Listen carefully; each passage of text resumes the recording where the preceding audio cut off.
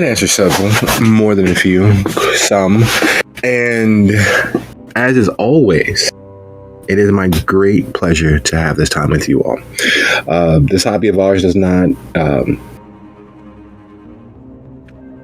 easily lend itself, even with the new popularity of being a nerd, to usual consumption. And being able to share even a small bit of it with people of similar and like minds is a great, wonderful thing. So, as is per my usual, and as is per my authentic expression of joy in the time that we share, thank you all for being here. This, without a shadow of a doubt, is officially Steel Hearts, Rusted Souls, Season 3, a live, leaping thing.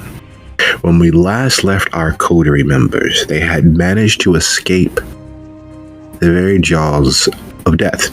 There are very few things that are definitively destructive permanently for kindred. Those usually are the sun, fire, beheading. All of the things that outside of the sun would most assuredly happen if they were caught in a conflagration of explosive content, which is exactly where they were. They were trapped inside the abode of Arthur Caldwell, the Mad Bomber of Gary, the eldest, most senior Malkavian in all of Gary. Not the most senior or eldest kindred, but literally the single eldest Malkavian. And that says quite a lot, considering in our present age, madness is not simply a thing of psychological trauma. It includes emotional, it includes spiritual, it includes magical. And that is at core what the Malkavians are. They are the uncontrolled, unbridled, magical reaction to the very vacuum-like nature of kindred. Many in life held what most would assume as the average normal positions in their lives.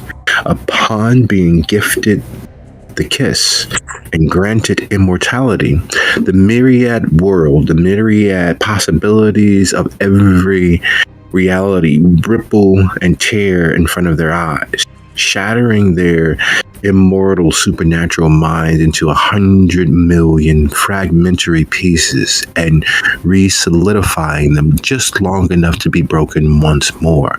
All of the realities dancing and spiraling just outside of their ability to decipher each and every one, yet pressed on by their need to do just that.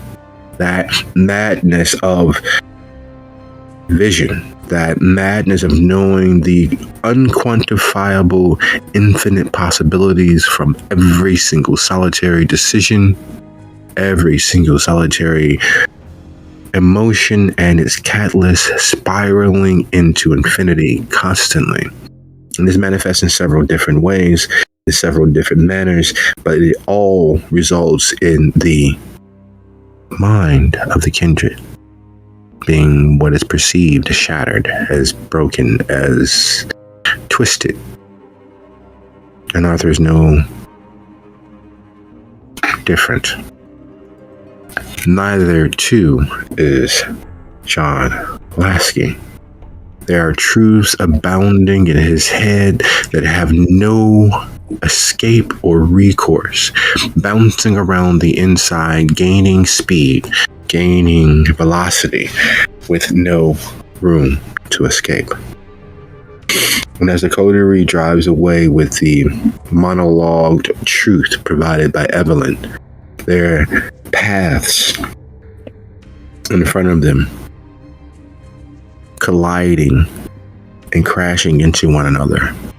As stepping one way to the left means that the right flank is open. Stepping one way to the right means the left flank is open. Moving forward means that they are leaving something behind. Staying where they are means that they will never reach their goal.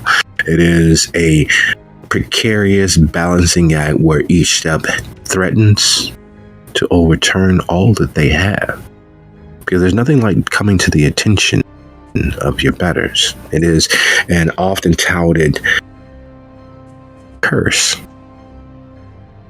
And that is hard to escape in this moment, knowing all that lay ahead of them. So as they drive away and Gigi tries to reconcile what she just heard, the truth beneath it all, that much of the police presence is being spurred on, not by wayward, wild kindred doing things that they shouldn't, but as a political ploy to apply pressure and keep the Camarilla from gaining a stronger foothold.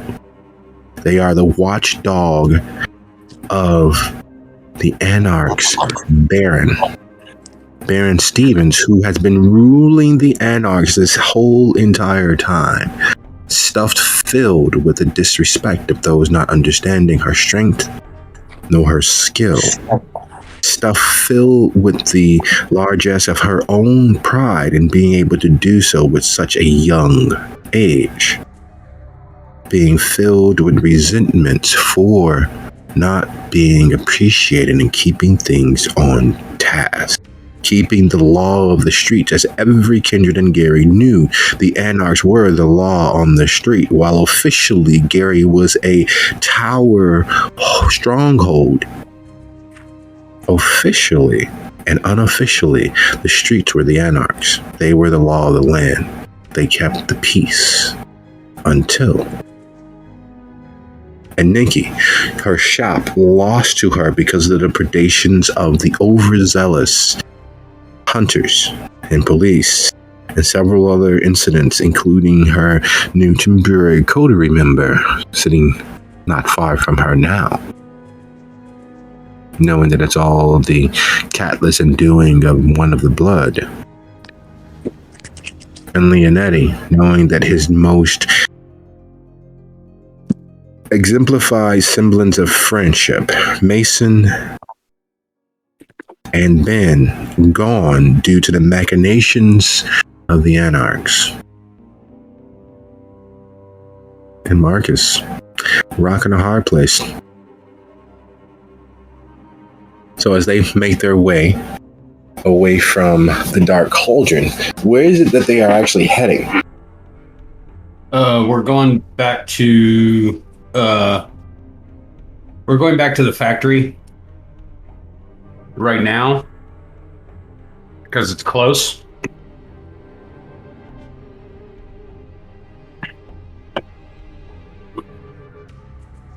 Okay. And for the express purpose of actually talking amongst themselves, because we've been trapped in a room with what became more and more evidently a enemy of the state, for lack of a better word. Okay. And on the ride, is there any conversation? Is there any points, any details, any lingering doubts that need to be expressed or would simply like to be expressed, considering that there is a small drop ahead of you all? Well,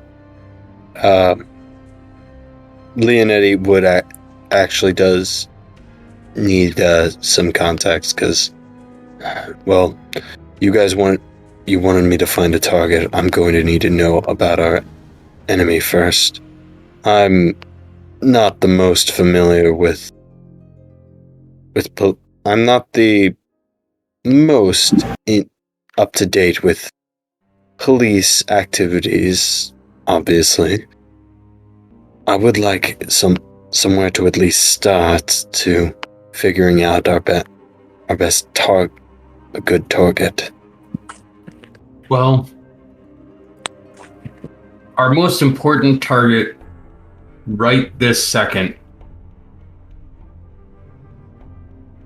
is the SI, because we can't move around the city and do anything else if they continue to be a problem. The problem with the SI is the more we poke the bear, the madder the bear gets. Yeah. So, but... What would be... Wait. What if we destroyed their vehicle? What if we destroyed their vehicles, their ability to move around freely? and attack quickly. Their ability is based not only on their own money, but also on the police. So if we try to go after their mode of transport, we'd have to start blowing up every cop car we see.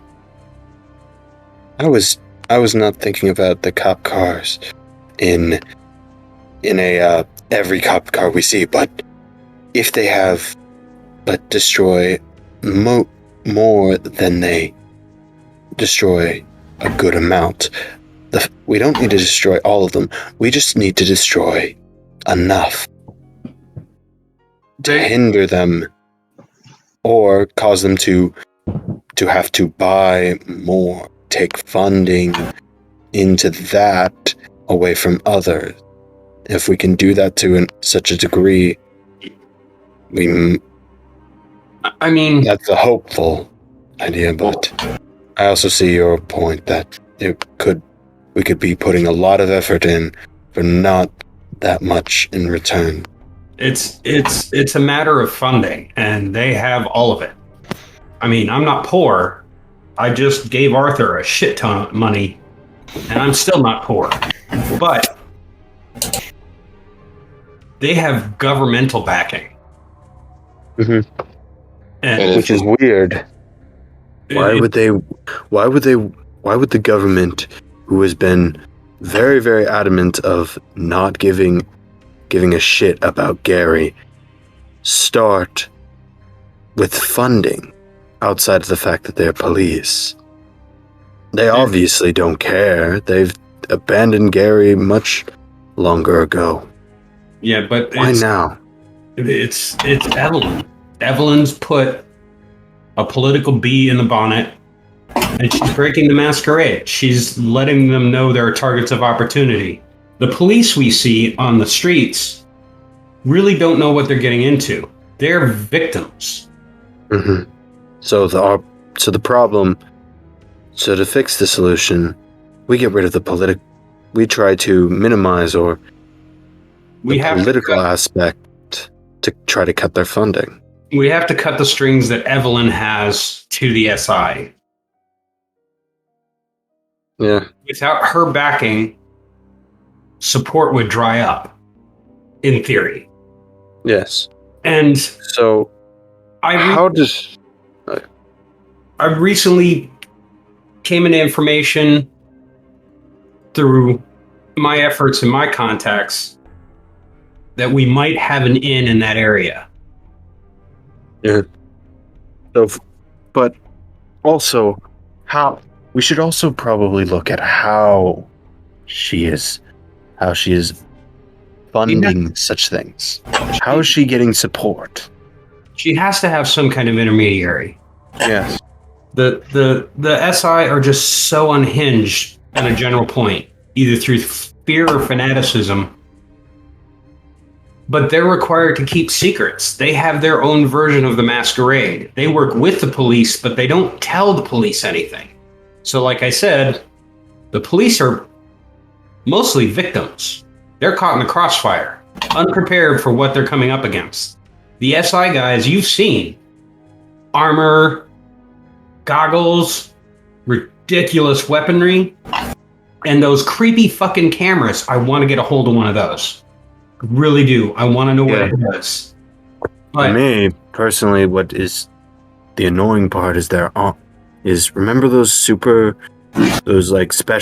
operative SWAT looking motherfuckers?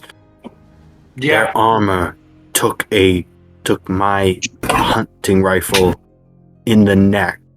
Right in the neck from like a few yards away. And they were still alive. What the fuck was that they were wearing? I mean, that's the kind of money we're up against. We're not going to fight the SI toe-to-toe. That's not going to happen. I mean, we could blow up a van or two. But every time we did that, we would be giving away our exact location at that time, and it would give them a small circle to search in and find us and kill us. Yes. But I've gotten information that they maintain a mobile informational bank. Kind of like a server on wheels. You've seen the incredibly crazy server that I keep at the factory.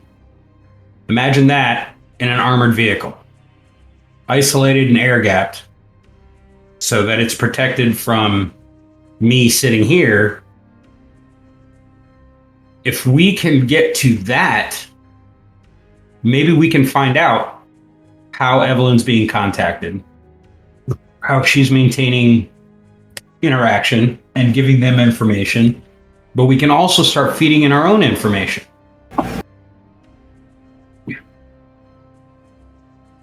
The other thing is, and at this point we're getting pretty close to the factory. The other thing I want to look at is who can we contact and how quickly can we contact them? We know the Duskborn have run afoul of all of this.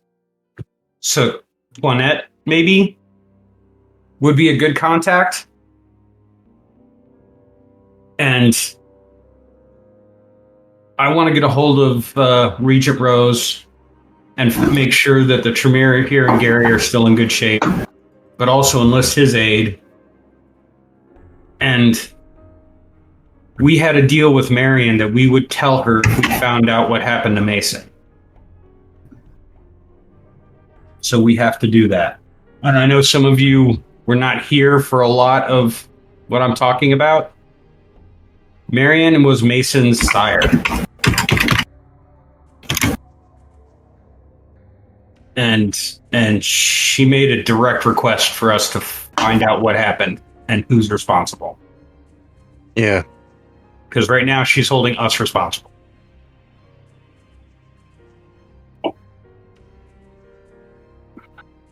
So I think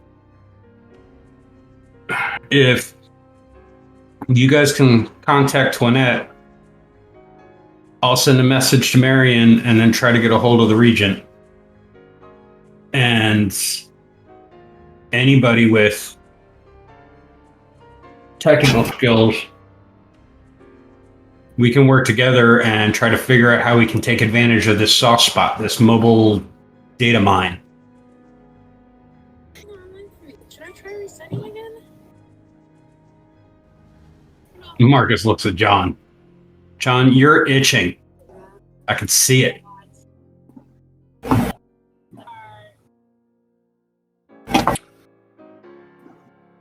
John, I think we lost your microphone. Oh, sorry. I was just being quiet, and I was distracted for a second. When you said food, I thought food. Sorry. No problem.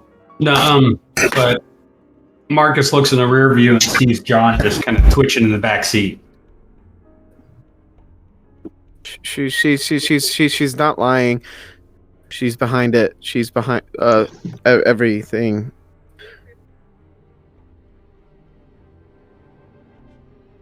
How did you see that? How do you know? Because I just know. That I look at people, and if I look at them real hard sometimes, and I focus my blood, my vitae. I can read people really, really well, and she was not lying at all when she was saying all those things. Everything she just said, it's true.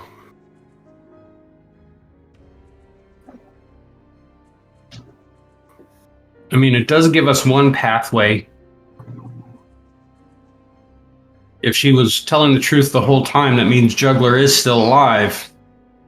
Mm-hmm. But he's probably in the basement of Silk's club. Or in some closet or refrigerator, or however Silk would handle that kind of thing. She has silk wrapped around her finger. So we definitely have to talk to Rose. Mm-hmm. Fuck damn. So I don't just drive up to the factory, obviously, under current circumstances. I go down the street leading to the cul-de-sac at the end and take a look at the factory.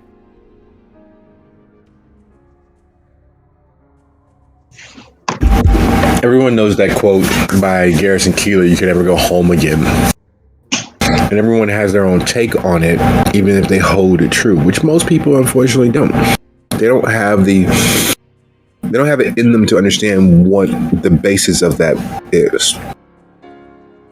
It's one of those many mysterious facts people accept while denying wholeheartedly that you can in fact go home again. And looking on the farmer's market is hard to not really believe that you can go home again, that you can go back to a few months ago when Mason and Mamela and Joshua and Ben and you were blithely, happily dancing across the middle of the line, neither power nor rabble, allowed to exist, floating like jets across the ocean, free and unfettered, unweighed down. But therein lies the dilemma. At the end of the day, after it's all said and done, looking at the farmer's market, realizing how the anarchs would look on such a thing, realizing how the tower looks on such a thing. At the end of the day, there really is no neutrality. Even with the decisions laying before you now, you will be choosing a side. You will either finally give in to the careful, concerted efforts and accept the anarchs as the true power of the land, or you will rebel against that notion and work with the tower against the anarchs. Whether you specifically, individually, or not, at the end of the day, the only thing neutral you can do would be to lay down and die, to give it all up. Because if you fight for your home, you will be making a choice. And that is the basic conceit to it all. That choice. The ramifications of those choices. For years, Gigi has worked in the background doing this and that and helping here and there while enriching their own pockets. However, this chaotic to and fro has to end because right now, the balance of it has come due. Knowing what you know, that there is a Machiavellian mind having pushed, pulled, and arranged things in such a manner that, well, you're either with them or against them. And Nikki, having spent the entirety of their existence focused on being free as possible, and deciding who they are and owning what identity they chose, there's no way to go back to the past and have that shop that was free of any considerations. Everyone dreads politics because they have this connotation as to what it is. Politics in and of itself is a tool. It is the study, understanding of, and application of power. You either use it to your benefit or you are used by its benefit for others. There is no half step that you can take. There is no middle road you can trod. And looking at the farmer's market drives that point home precipitously. Here is a beacon of neutrality that has been broken, laid low, and assaulted and assailed because no one can protect it and no one is willing to protect it, as it can be used by their enemies as well. And looking on it, John has heard many of the stories of what takes place at the farmers market. The Dustborn of Gary, who are formerly the Dustborn of Chicago, and the Dustborn of the South Suburbs, and the Dustborn of Indianapolis, had every intention of supporting the farmers market as their rallying cry, as the benchmark for their party. But something assassinated two of their leaders, their eldest leader. Those of the Dustborn who aren't militant quite rightfully felt broken because they tried to find a middle road. They tried to find a place for themselves and not choose a side, not be victim to the tower nor tool of the anarch. And now their several hundred member strong band has been broken, much like the farmers market, several times over. So the decision at the end of the day is which end of the live leaping thing that is the politics of Gary will they attempt to wrap their arms around and hold.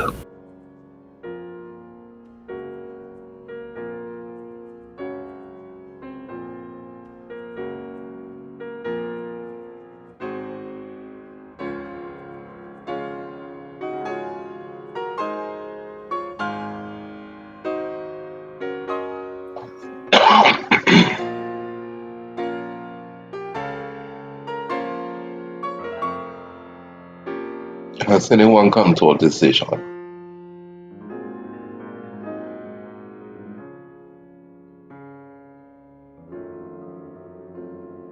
My decision is whatever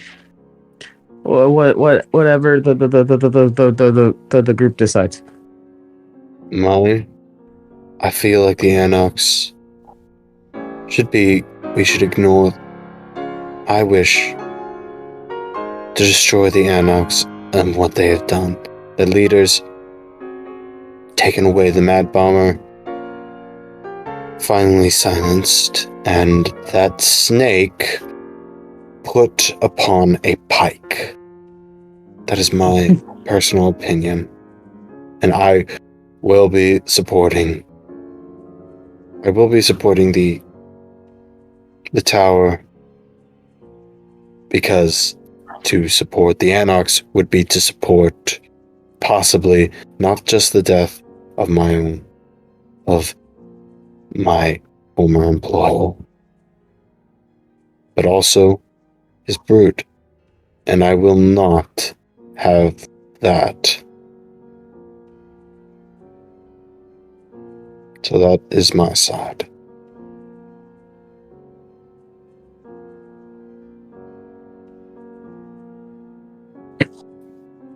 Marcus looks at Gigi.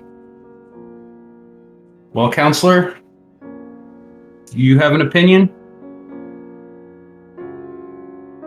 Turns out all money ain't good money. But I'm a Camarilla girl and I will die again a Camarilla girl. These Anarch rebels shouldn't have been allowed to have as much freedom as they have. Take them down a peg, I say.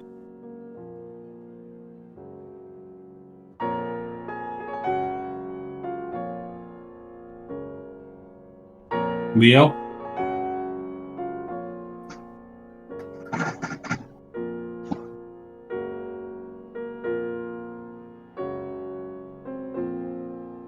I can tell you what I think.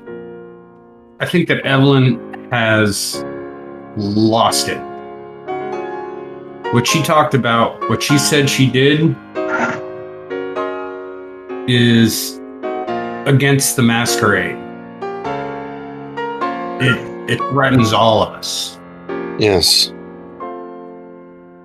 And She must die. And the Anarchs as a whole will be blamed for everything.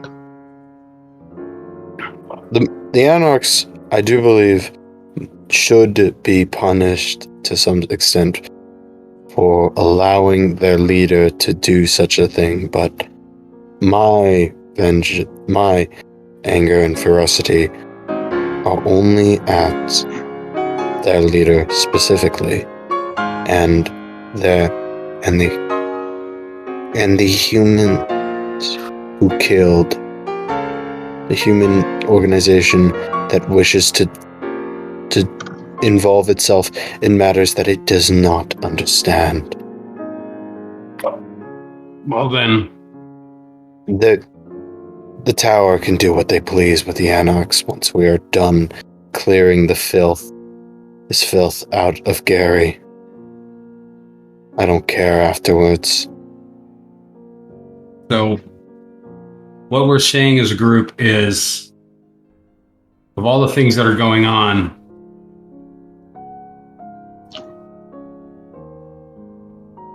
the Vanguard, probably minus Silk, is the lesser of the two evils. Yeah, the way I see it is if you have a family squabble, you handle it amongst the family. You do not call the police in. That's Yeah. essentially what you did. Yes, We are she is. saying that we stand on either side, but we should have handled it in the house. We went and got the humans involved. She broke the rules of. She broke the rules of the masquerade and of kindred society as itself. She brought in lesser creatures to fight a war amongst kindred. That cannot be. That cowardness is why she does not rule as the official Baron of the No, the because she'd Baron. have to admit what she'd done to Juggler. And Yes. she'd have to admit what she did with the SI. Yeah, she would have to do all those things, which is why she will never be Baron. Her actions of bringing humans and doing what she did to Juggler mean that even though she is one of the most powerful individuals in Gary, she is also incapable of reaching respect. So, what I'm hearing is we've decided to work against whatever the hell it is her end game is. Yes, her end game. So the tools we have, Artillery? because we 5 are not going to stand against her alone. That's not going to work. There are too many balls in the air to begin with, and even if we captured her in a dark corner, she's a Bruja. She could lay the smackdown pretty efficiently. So I don't fight. yeah.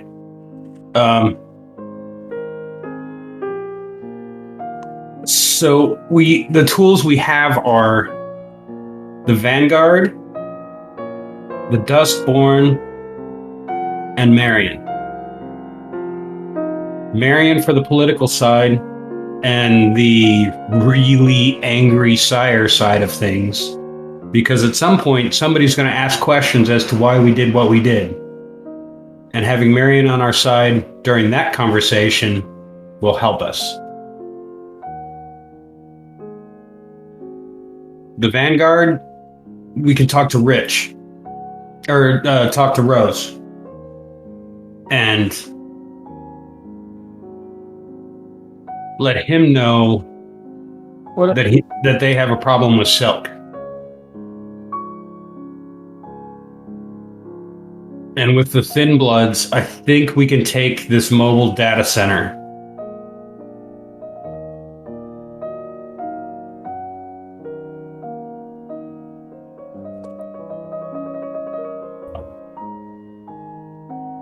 So,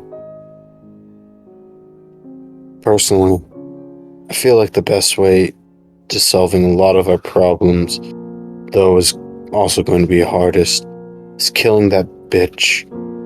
Killing that bitch. But that's easier said than done. I think we need to take her knees out from underneath her first. Yeah. I think Take out. Marion and Rose go a long way to doing that. Because without the cover that Silk is providing, Evelyn won't get left alone anymore. And if Marion actively starts coming after her, Marion has resources I can't even dream of. She's got age and status that none of us can match. What if this Marion you're speaking of didn't like her child and was done with him or something? No, she cared. The ties that bind are forever. Even if she got to the point where Mason's behavior, which arguably could at times be beyond the pale, she couldn't afford the loss of prestige and status that allowing his death to go unanswered would cause her. Roses are really particular. More so than a lot. Their clan is more family than even Tremere or Ventru are.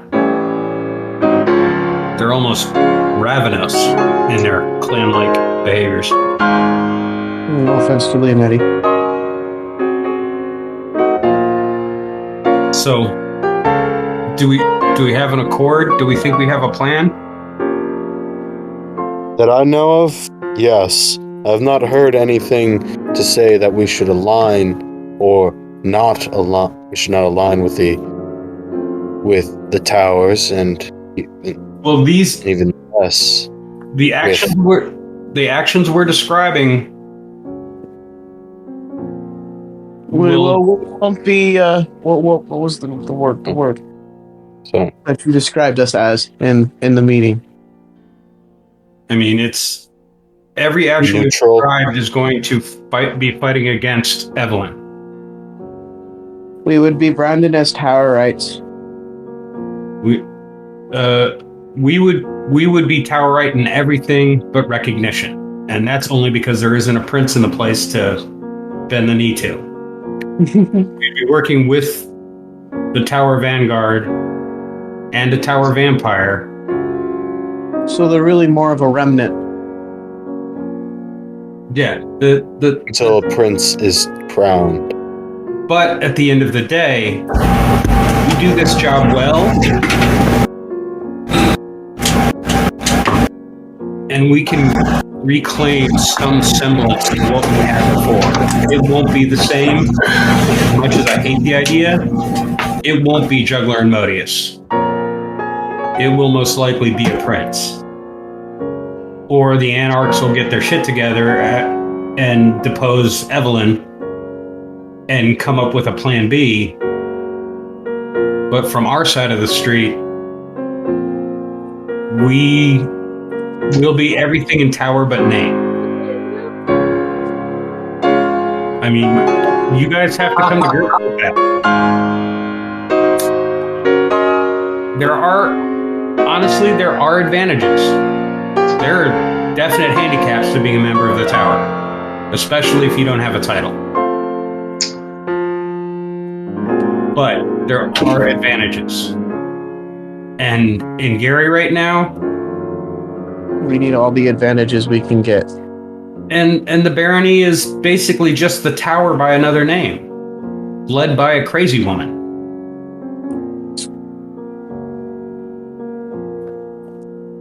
Just slightly different things. Honestly, the easiest answer to all of our problems: go to Chicago, bend the knee, and then let the Hounds and Scourge know what Evelyn did. And we can sit in Chicago and wait for the fires to go out. That is plan B. I do not wish to simply bend the knee. I don't wish it either. I don't like that idea in any way, but if we want Gary to...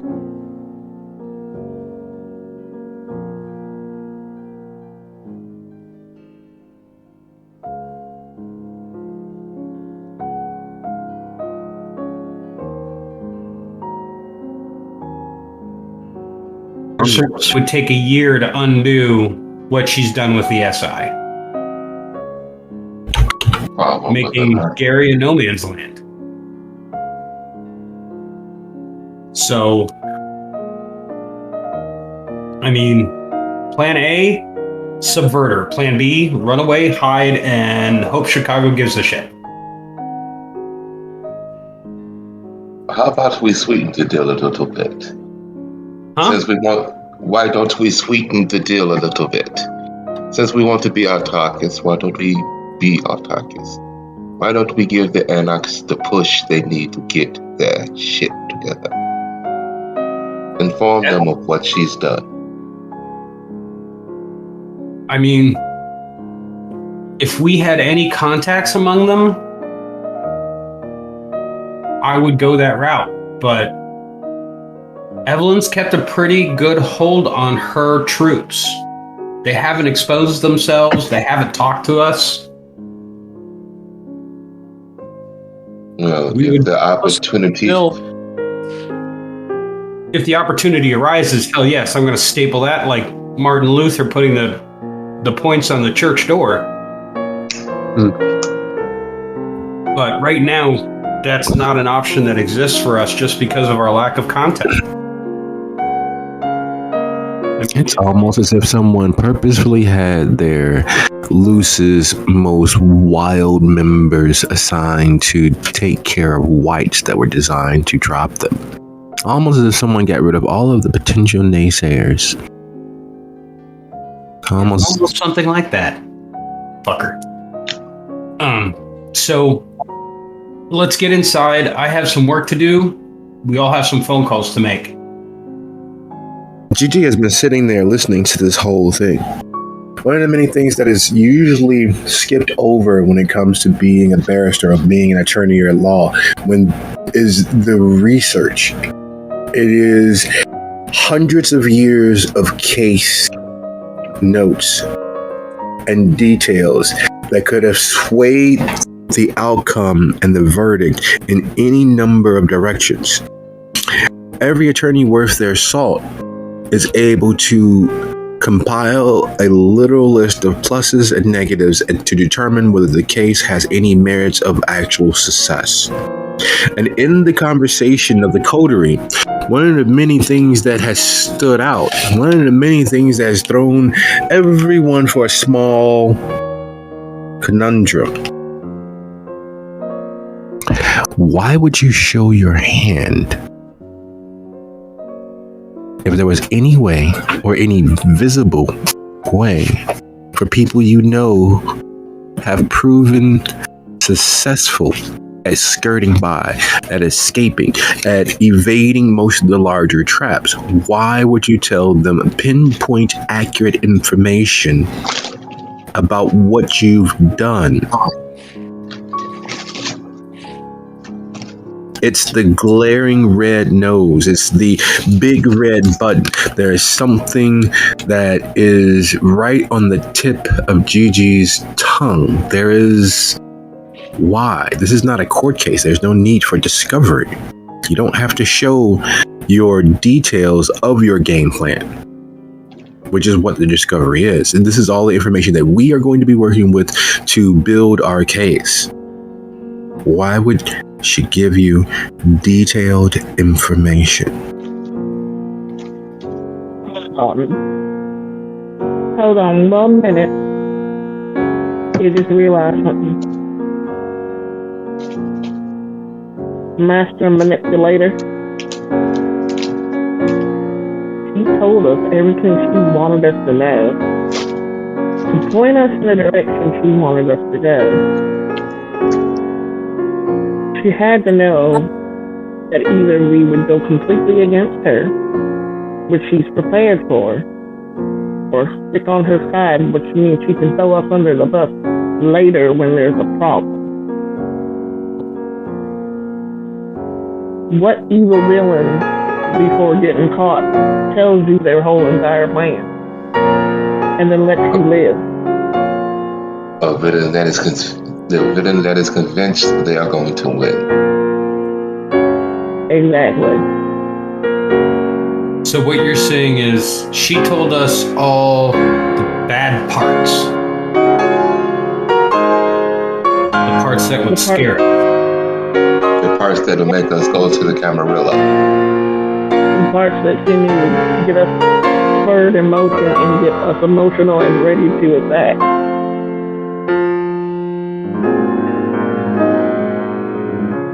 So what do you think she skipped? What are the holes in her story where the second truth is hiding? I mean, she was pretty thorough. She described what happened for the last 3 weeks in pretty much great detail.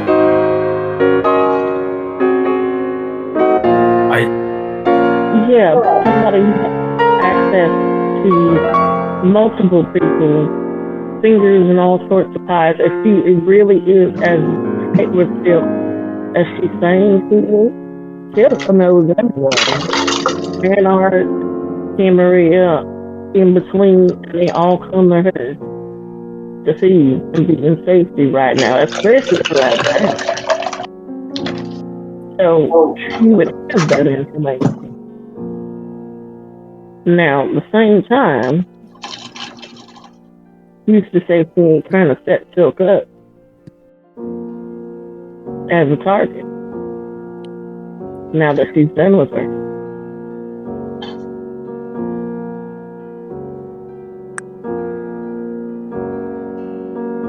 So what could we be missing? That means we're missing something.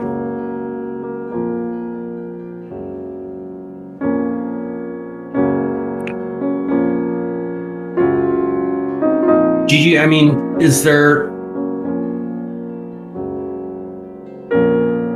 are there avenues of information that could help you try to figure out what she's hiding? I mean, I have an insanely stupid access to information upstairs. Nexus Lexus. I can get you into the Better Business Bureau. I can get you into 100 databases. If I set you loose in there, could you maybe find us the parts that she didn't share? Because the only thing we have right now is information. We don't have a lot of guns. I can make maybe one more bomb with what I have in the factory. All I have is the SI's data truck and Marion. I mean, I can't even say I have Regent Rose. He may not believe that Silk is besotted, or he may not care. So I only have two things. If I set you loose on my network, do you think you can find more? Dig into her masks or her... I mean, she's got to have money. Money has to have a trail. Unless it's paper.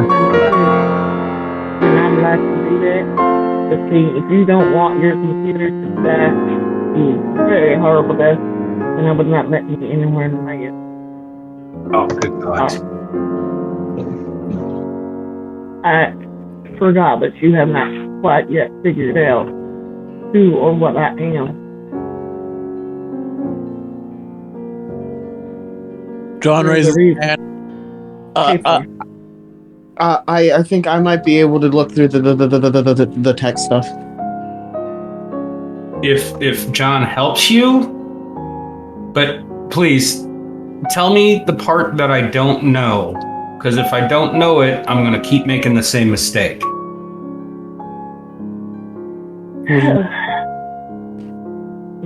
Genevieve rolls her shoulders back and then lets oblivion fill her eyes. Oh, well, that's new. What? Would you be so kind as to go ahead and roll your wits plus technology at this point? GG. Oh, GG. GG. Oh, no.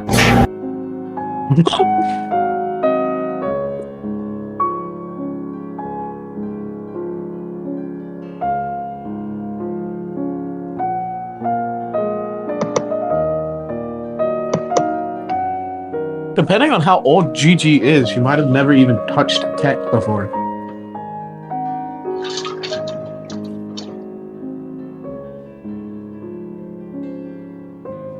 Oh, I don't think that's a problem. I guess there are books.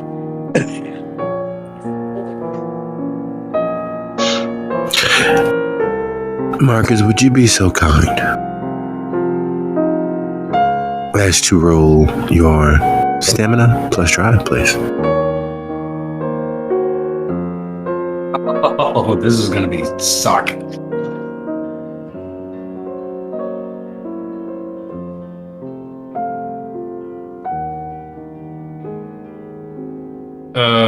Can I include my rapid reflexes? No. Damn it. Shit. Goodness. So several things happen at once, and it's such a quick interchange of things. The unreality of the absence of everything, the very feel of death that none of the kindred in this vehicle have experienced since their blinking out of existence as living, breathing humans, falls across them. Being as their flesh is in fact already dead, the coolness that descends on them is easily missed. What is not missed is the feeling of someone not simply walking over your grave, but tap dancing, inviting you in. That feeling for the first time is unforgettable. It is the feeling literally of the absence of everything. It is the penultimate quiet. And is the reason why people believe that dead men tell no tales. The quiet of the grave, the hush amongst the tombstones, the silent music of the ever after. And it falls across everyone inside the vehicle. The vehicle stutters and threatens to stop. And as the engine begins to, you all rattle to a final pause. And Marcus is able to get the vehicle close enough to the farmer's market that your walk is not, in fact, fully across the courtyard and cul-de-sacs and back ways leading to it. Not that it's far, but it is still mucky and out of the way. And there is something present in that moment that you all have not felt in a very long time.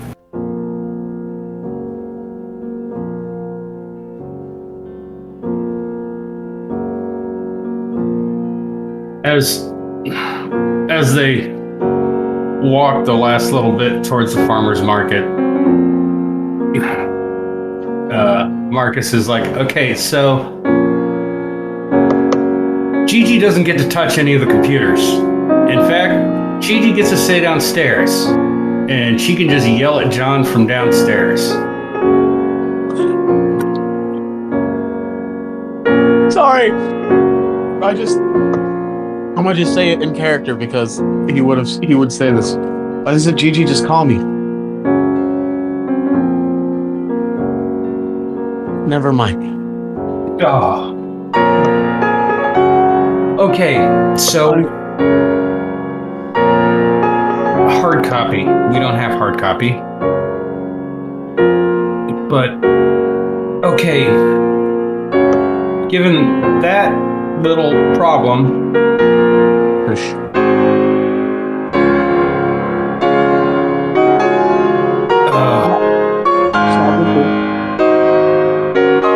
We still need more information. If Gigi's right and there's something we're missing, we need to figure out a way to find it out. Thinking on it, and I think I finally narrowed down what it might actually be. And it's so that first feels so fucking clever. So clever. But I think I want to wait till we get inside and there are no further ears possibly listening before I say any more. Technically, there possibly could be ears in the farmer's market too.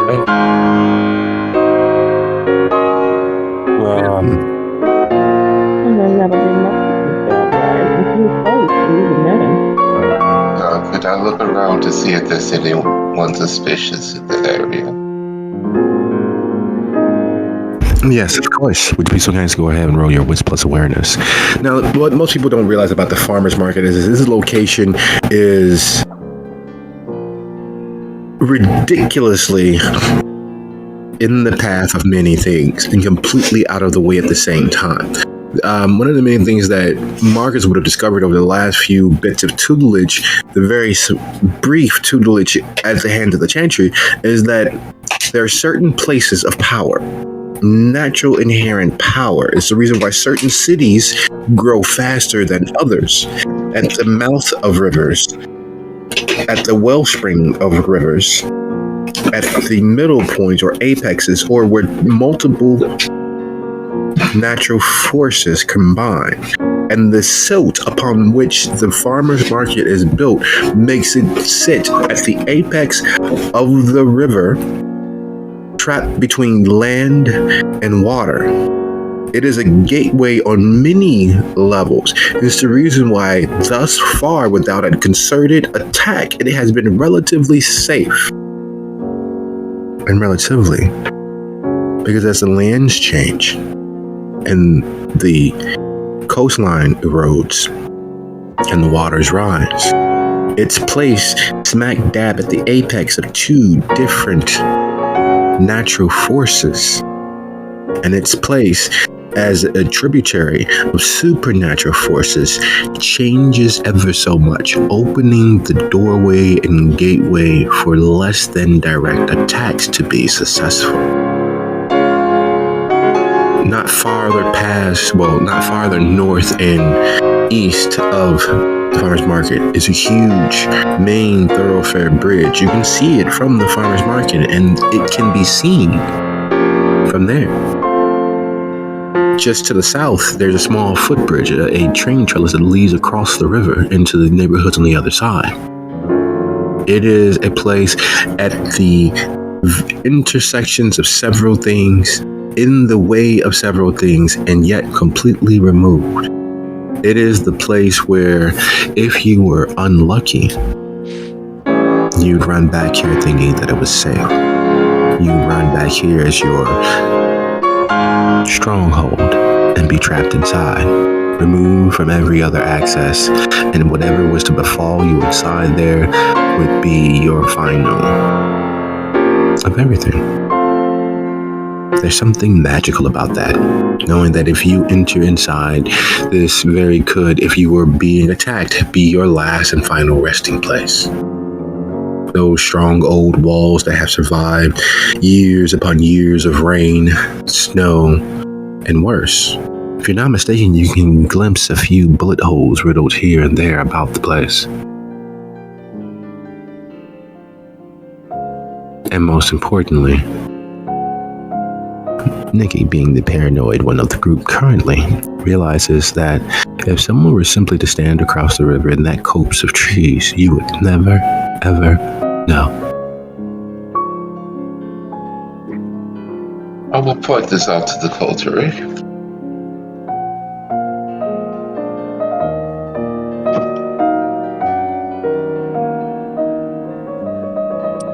You know, when you give bad news, it's usually just polite to say, I don't mean to rain on your parade, but, and then give the bad news. Darling, if I'm the kind of girl, if I'm going to get fucked, I like to see it coming. Okay. So, You're not my type. so with a lingering look across the river at the copse of trees, Marcus is now working faster in his head. He's setting trains of thought in 4 or 5 directions simultaneously. ADHD. Okay, so let's assume we have very little time here. There are a couple of things I need. There's a couple of things we need. And then we need to go. Because she freaked me out. And I'm not okay with that. What is it that you need? Okay, so Leonetti, Yeah. in the pipe cover on top of the second paper press, just take that off. The 2 remaining pistols are there, along with some cash, some gold, and a couple of USB sticks. We need all of those. Got it. Leonetti is just going there. Just goes into the farmer's market to get those 2 the items. Gigi, the keys to the VW Bug, the spare keys are underneath and next to the forge. We're going to need a second vehicle, probably. John, you and I are going to take apart server rack 3 and 4 and get them into the cars, along with the laptop and the main tower and 1 computer screen, because that's all the room we're going to have. Episode 5, The Empire Strikes Back. Exactly. Nikki, there's a steamer chest in one of the offices underneath a bed. It's got clothes in it. I'm going to assume at some point we're going to need to change. So if you want to just grab that steamer chest and throw all of it into the trunk of the Camaro, that'll be awesome. I need to find Wi-Fi transmitter, a whole bunch of cables, portable power unit, and a couple other things in the closets, in the work closets, and get that all into the car. Who else can drive?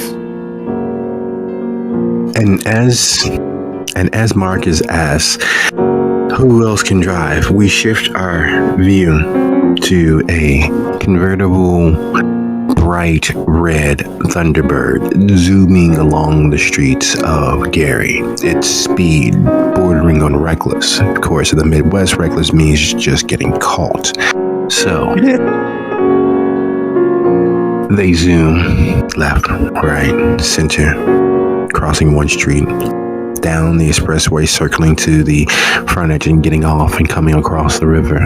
Their noise of their engine on the bridge, while still well tuned, is far louder than the quiet of the neighborhood can tolerate. The echoing of an engine idled high and driven completely without abandon comes skidding down the street, circling across the dirt road, sliding to a stop just outside of the farmer's market, kicking up a storm of dried sediment and a cloud of dust. The sound of a door opening as the dust finally settles, and Antoinette stands there.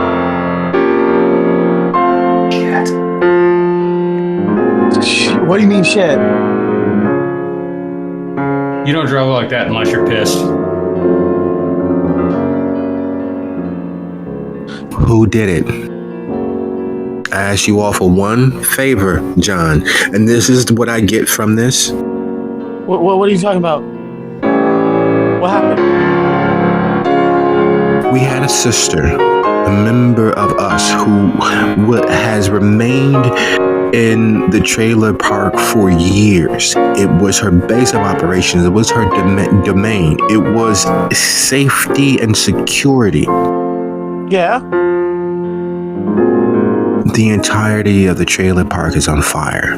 You have 125 families out in the cold.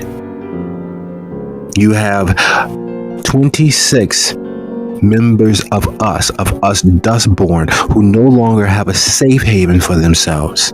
It was a direct attack. Someone knew, and no one should have known but you. Well, I didn't say anything. I didn't tell anyone. He is innocent on this one. But I have an idea on who it was. I believe we all do. 60 of us, you said? 125 families out in the cold with no place to go right now. Some of them can go to the shop. Not a lot, but some. I thought you were different. I thought maybe with Mason missing, I thought maybe, but you know what? You guys are all the same. I can't wait for Mason to come back. Mason's dead.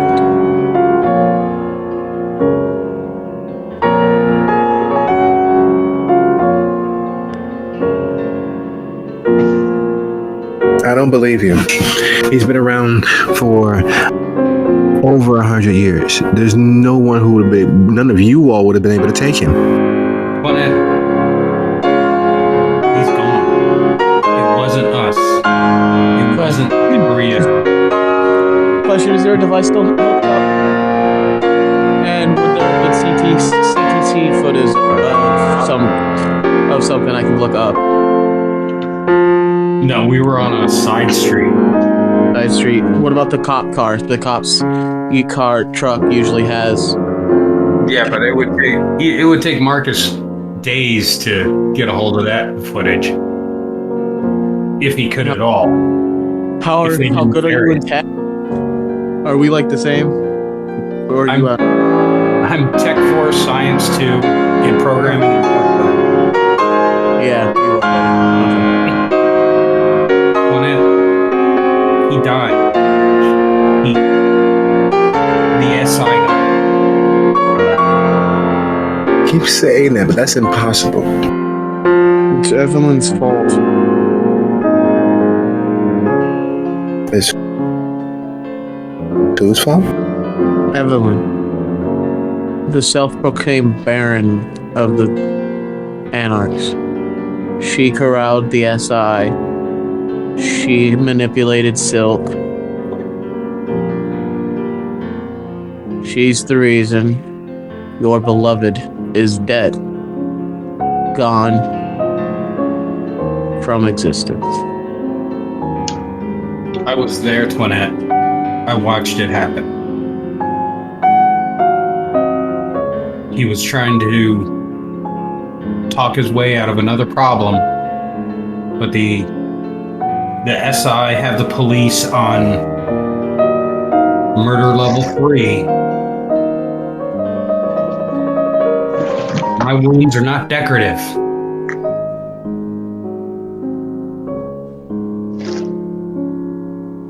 We almost all died, but Mason.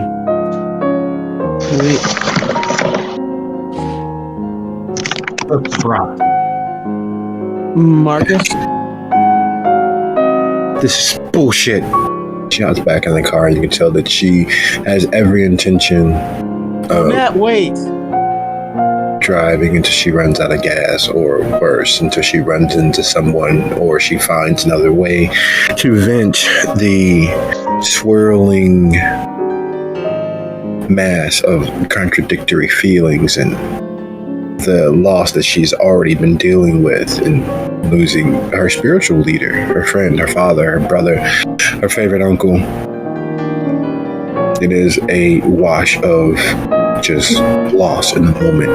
And the sound of her car peeling out is, you hope, not the last time you hear from that. Marcus, you're rich, right? I'm not hurting, but you get on the phone or telegraph or fucking smoke signals and get her back. I will. But I need you to do something. Absolutely. Those people, those families that are out of homes right now, I need you to get them somewhere to sleep for the night, or maybe for the next few weeks. We have places to put them. I'll rack them and stack them in here in the factory if I have to, but you can tell her that I'm good for it if that's what needs to happen. But we need her to listen to us.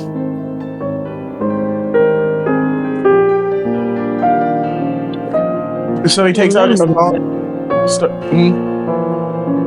But I said I had figured something out when we got inside, but we were interrupted. So while you get on the phone and do what it is you're about to do, please listen to what I'm about to say, because I think you need to understand what I have sorted out. Okay? Mm-hmm. The Vanguard works for who? Supposedly the Prince. But are they actually working for the Prince? You would assume that if they're working for somebody, that maybe there is a Prince or Prince candidate waiting on them to get the city under control for them to step in. And since nobody knows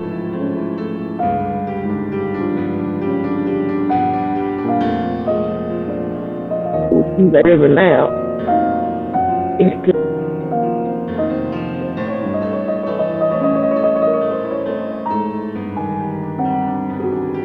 mean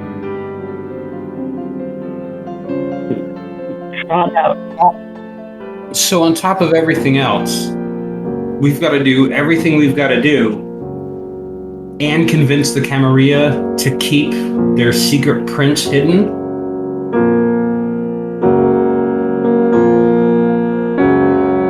Well, somebody sent the Vanguard. The Vanguard are sitting there. Orders from somebody higher up. And I doubt it's Prince Chicago or whoever his name is. I mean, Chicago may have a little bit of pull here, but really, think about it.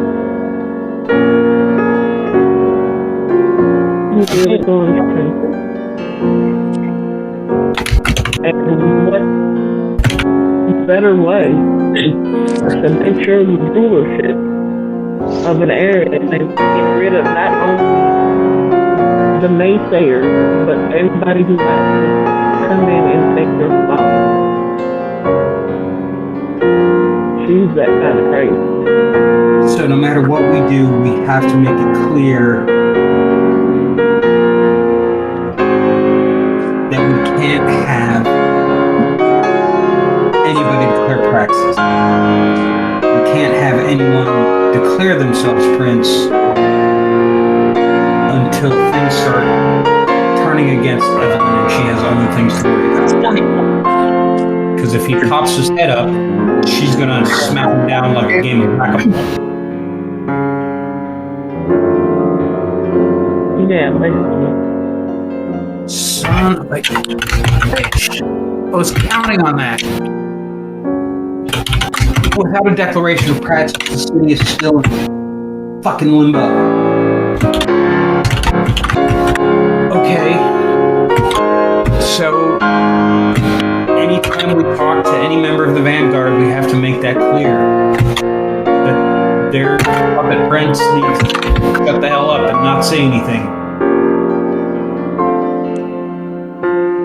That was good thinking, Genevieve. I could not have figured that out on my own. That was not someplace I was going.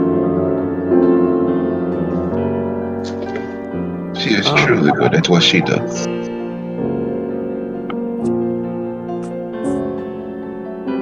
Okay, John. You're off of computer duty. Your job is Toinette. That is your only function in life. And with that, Marcus stops talking to everyone and marches upstairs. He's going to go get his shit and take a minute to square up. So, whatever you guys are doing downstairs, Leonetti, when you go to that pipe cover, you're going to see a hatch going to an underground thing that's just like a mini bedroom, bed, safe, light, stacks of books. You'll see that over there by all the machinery. And Nikki, while you're up in the office with the steamer trunk, there is just random living gear and random clothes everywhere.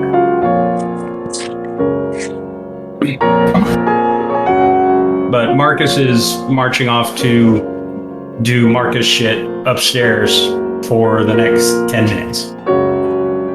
All it's going to take is 10 minutes. Nice.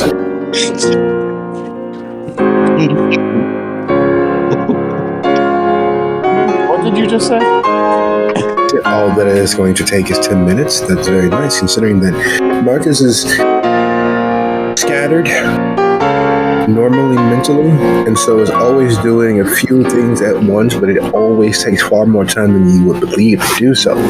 Because while everyone believes that there's a such thing as multitasking, the truth of the matter is you're splitting your focus in several different ways. And while you normally are able to get by based on how good you are, using only 10% to do 10 different things at once, you still only have 100% focus. The reason for this path of thought and why that is in fact nice. Reaching out to Toinette is not all that difficult. Smartphones and Bluetooth and all that good stuff as she zooms through the streets trying to find some semblance of balance, cut adrift.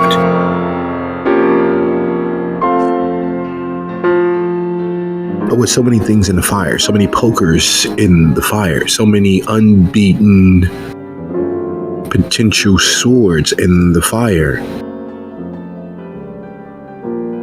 everyone's focus is a little scattered. Everyone has a lot of strings to pull on, things to do, mental things to write within themselves, because at the end of the day, you all have, in the last few moments, for many of the gathered, taken a stance towards kindred legitimacy. You have effectively made the decision that enslavement to the tower is better than freedom beneath the boots of Evelyn. The Anarchs provide the opportunity to live as you would choose to. They rarely step in. In fact, just as much as Silk has been providing safety, security, and making a tidy profit off of those unable to hunt safely. And Gary, Evelyn has been doing the same thing for free, at no cost. And while Silk and the Vanguard are here to establish order, to elect and crown a new Prince of Gary, Evelyn has been doing the job this whole entire time as Baron. She's been making the decisions for what she believes is the betterment of the city as a whole. And while it is far less odious, could either of you say that you would not have done what's best for your coterie of associates what's best for you at the cost of others? Would you not have made a similar decision if there was no respect placed on your name for ruling a city for nearly 30 years and having it suddenly beset by invaders, having it suddenly become a battlefield? What steps would you take to ensure victory and freedom for yourself, your friends, your touchstones, and your family that is this coterie? What vengeance would you not unleash?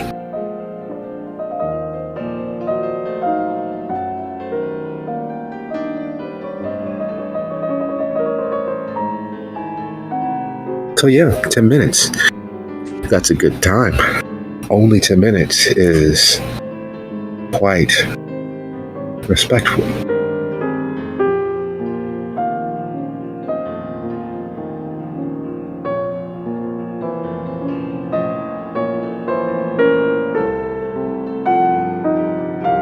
It is 3 after the hour. Let's take a quick 10-minute. Be back at 13 after.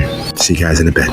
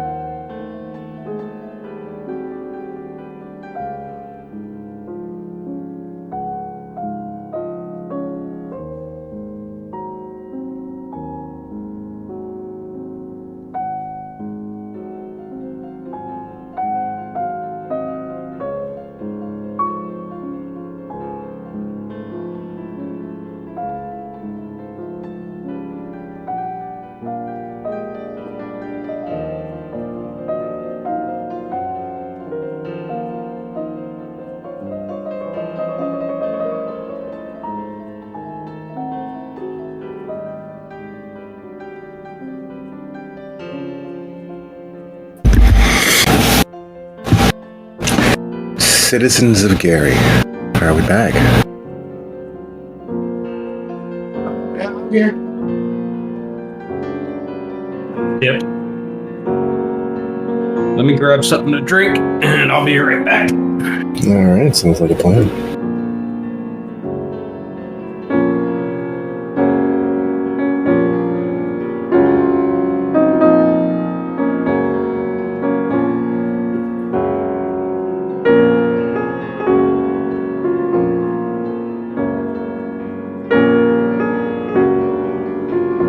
Back. Welcome back.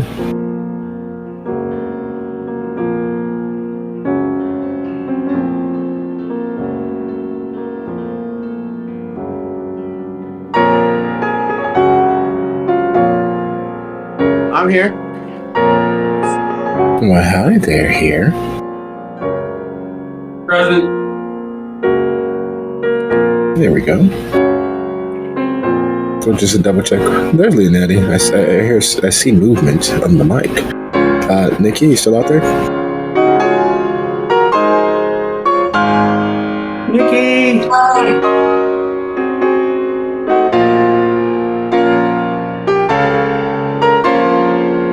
Yeah. There it is. All right. So plans afoot. And John reaching out to Toinette. Are there any other factors that you all would like to discuss?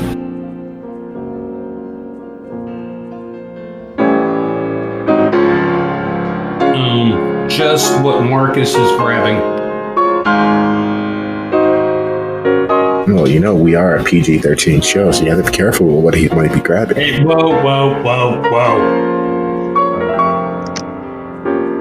Dirty old man. I thought that was my job. Stay in your lane. Yeah, no, I'm from Chicago. All of the lanes are mine.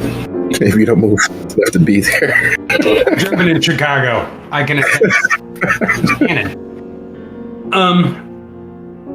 No, Marcus is grabbing 3 different antennas. He's grabbing a Wi-Fi repeater. He's grabbing 3 independent power packs.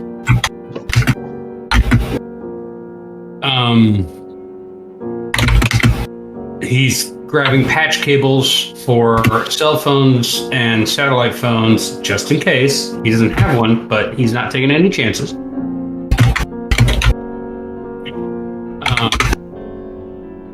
And he's grabbing a portable hard drive. And he can cobble something together with all that to fit the required modus of the gizmo. Okay.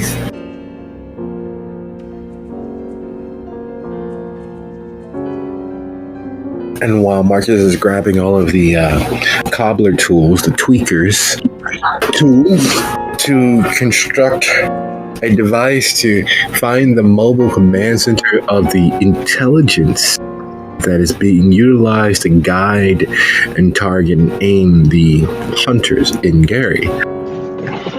John,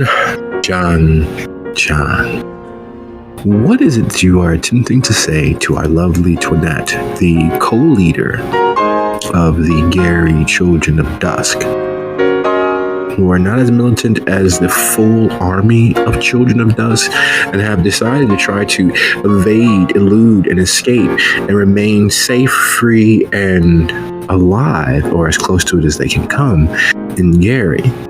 They've been inundated by attacks throughout the entirety of Illinois, throughout the entirety of Indianapolis, and finally their resting place here in Gary is a matter of desperation, and even now they are being driven on. What is it that you might say to someone who's lost the immortal love of their life, who's lost their leader, brother, and founding member, who is cut adrift?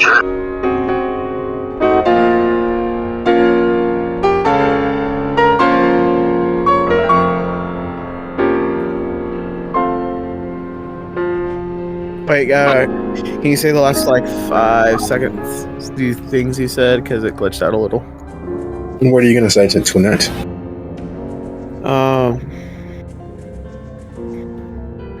So she picked up? Sure. That was a weird short, but okay. Twinette, we need your help. Yes, Mason is gone, and we've lost a lot of people. I talked with Marcus. All those families are going to have a safe place to rest. He's going to take care of it. And I would never reveal that location to anybody. Hell, I haven't even told them about the coffee parlor, which is what I'm about to talk to them about, because we have no other place to go. You can tell I am trying to be super focused right now on every word I say, which is scary even for me. So please, meet us there. We need to talk more about the future and taking down Evelyn. I don't know exactly what you're going through, but turn your sadness and depression and turn it into anger towards her, towards that brouhaha. Love, Lasky. John Lasky, if you are hearing me. Goodbye. John, I hear you. In Well, I thought about driving my car off the bridge or crashing into oncoming traffic. I kept thinking about Maya Angelou.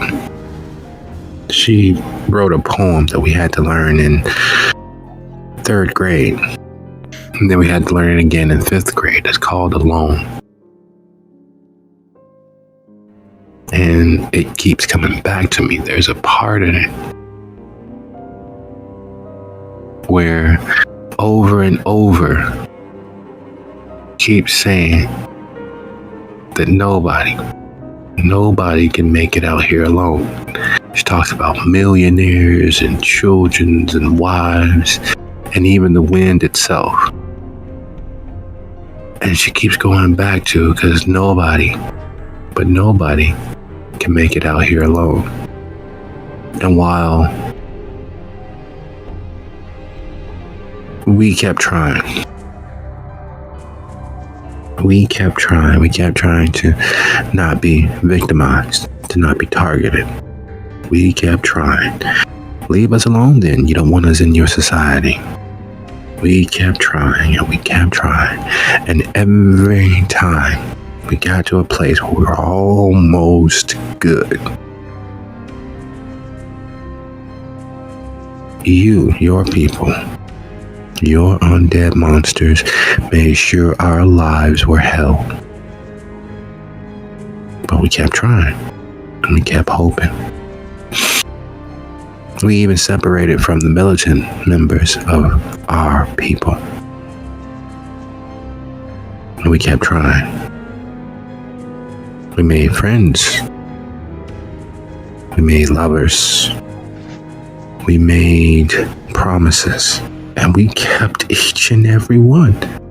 And your people, keep coming for us. So fine. We'll take care of it from here. We're not. No. If we're still friends after this, I would love it so very much. But I'm going to visit a friend. And when I get to him, we are going to raise high, holy hell. You all want to keep going to war with us. You always want to keep your foot on our neck. You want to keep taking from us. That's fine. And you're saying that Evelyn, the Baron of Gary, is behind this? It's on site. And I mean that. When I get back to Gary in the morning, every kindred that we know where they are will have a Molotov waiting for them. We will unhook gas lines. We will poison air conditioners so that their staffs fall over dead. We will make sure that there is such an uproar every time they lay their heads down. There won't be a place for them. Ever. I'm tired. I tried to do the right thing. I tried to not do what we have been trained to do, to watch, to stalk, to gather information on the kindred, so that because you all don't even realize how close to you we are. Those days are over. We are the children of the dusk. And we will make sure that every sunrise is hell for every member of your people. Stay safe, John. I'll see you in a couple of weeks.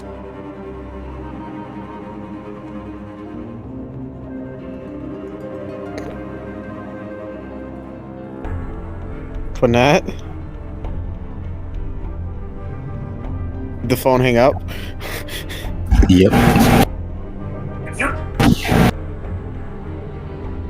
Oh, fuck.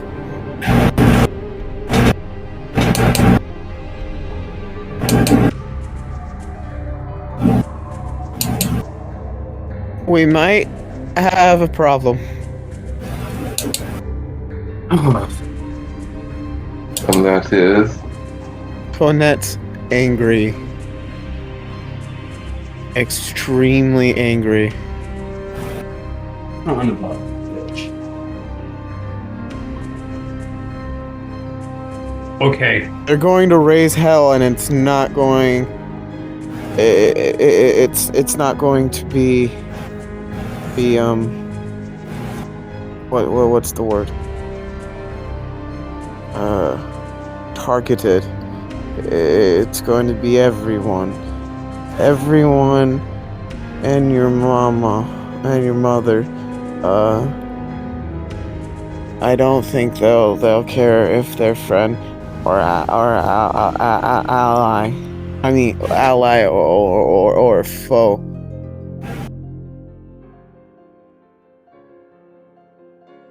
She's going Sherman on the whole kindred thing, isn't she? Mm-hmm. Just burn her way to the sea. Okay. Son of a bitch. We'll be safe at the moment at my haven. My place, my coffee shop. Okay. Oh, So, damn. The Dustborn are everywhere. she's going to go to the warriors, the soldiers, the people, those people. Okay. So now we have a secondary mission of warning the people we think are important. But why would we warn them? Wouldn't it be good? At least for them. Total war. Salting and burning the earth is not going to get us what we want. It's going to weaken our allies, our potential allies, and not weaken the SI at all. Evelyn will ford up. She'll take her lieutenants with her. It won't be long before that happens.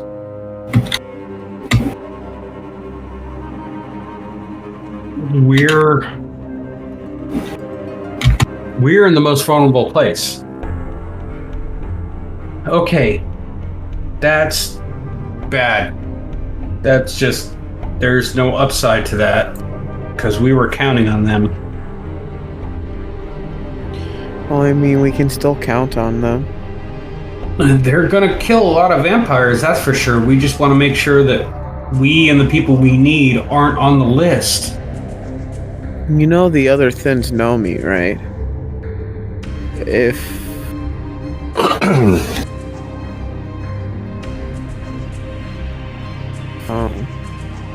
maybe. The Thins know me too, and I'm pretty sure that, judging from the way she took off out of my parking lot, I'm on the list of bad vampires. Maybe. So we need to get to your coffee shop, or if we absolutely fucking have to, I have a domain in South Chicago. But I really don't want to fucking...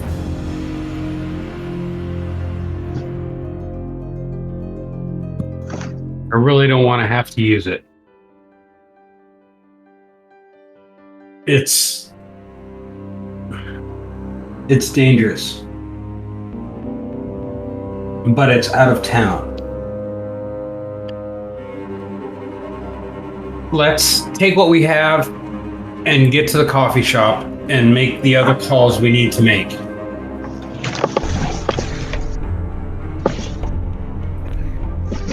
Let's call Rose and let's call Marion.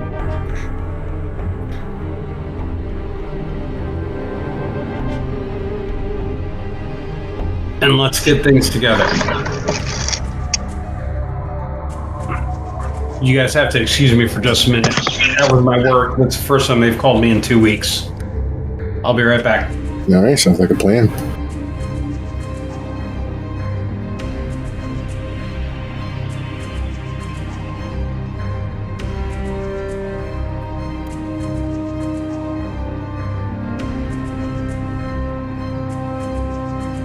And all this is going on. Gigi is going to very discreetly and quietly send most of her staff on vacation. Paid vacation. Nobody notices in their email to take a vacation and go out of town.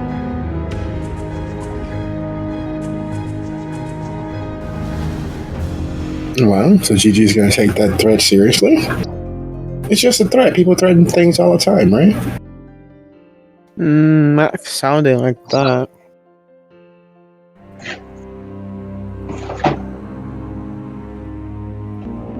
Come on, Gigi's staff isn't all kindred, right? It's not like they could, be mistaken. Right?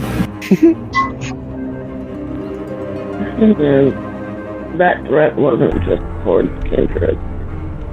That threat was to Kindred and those who worked with Kindred keeping them safe. So, I'm not playing those games. No splitting of hairs. People know where Gigi's office is and how to get in touch with her. We're not doing it. But if you buckle under to threats, that's how the terrorists win. You don't want anyone to tell you what you're going to do with your staff, right? Right?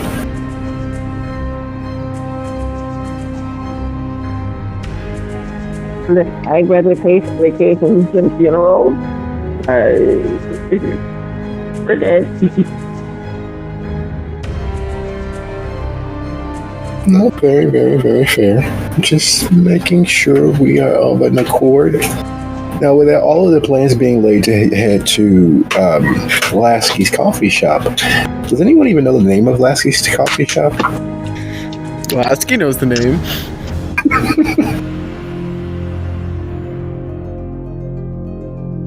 Go on. 1 second.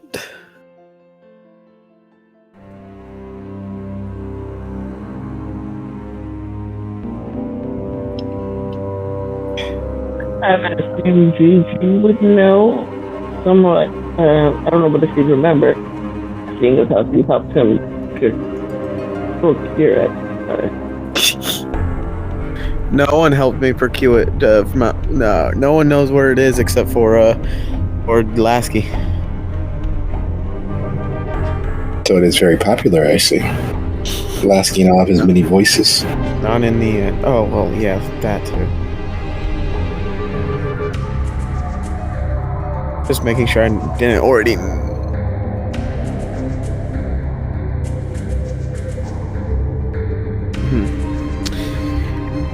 The coffee's called Coffee by. The coffee shop's called Coffee by Night.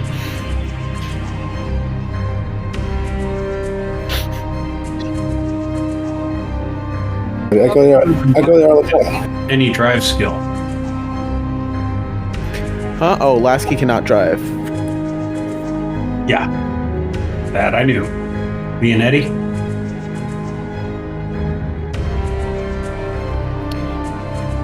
I heard something weird come from his mic and.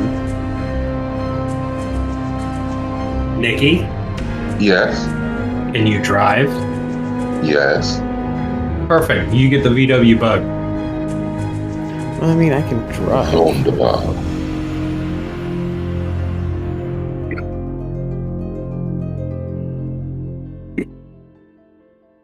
So you all head off to Coffee by Night. Yes. Now, unlike most coffee shops, Coffee by Night isn't nice. It's good. It's well appointed, but it isn't nice. Most people expect a certain decor when they walk into a smaller cafe. However, Coffee by Night is the antithesis to the normal, homey, close, confined coffee shop. Well, yes, there is your standard coffee bar, but it is literally the length of the average sports bar, full bull-nosed bar. Instead of taps of various lagers, pilsners, ales, and stouts, there are various multi-drip espresso lines. There is a carafe for the coffee Luddite setup who just need a standard simple cup of joe. But then there are also a several slew of espresso makers and gravity drip coffee makers. And there's a very steampunk-esque vibe behind the bar, while in front of the bar is another matter entirely. It is as if you walked into a Crocs and Britanno circa 1985. It is filled with space and tables for 2 and 3 and 4 and 5 and places to sit and lounge and beanbags here and games over there. It is a study in several different personalities combined into one space. And then there's the sheer floor volume. Gary, as you all know, is a city that has been in decline since forever. Most of its denizens came into existence with the city already on its knees and just refusing to die already. And so they have known nothing else except for its constant slip into worse and worse.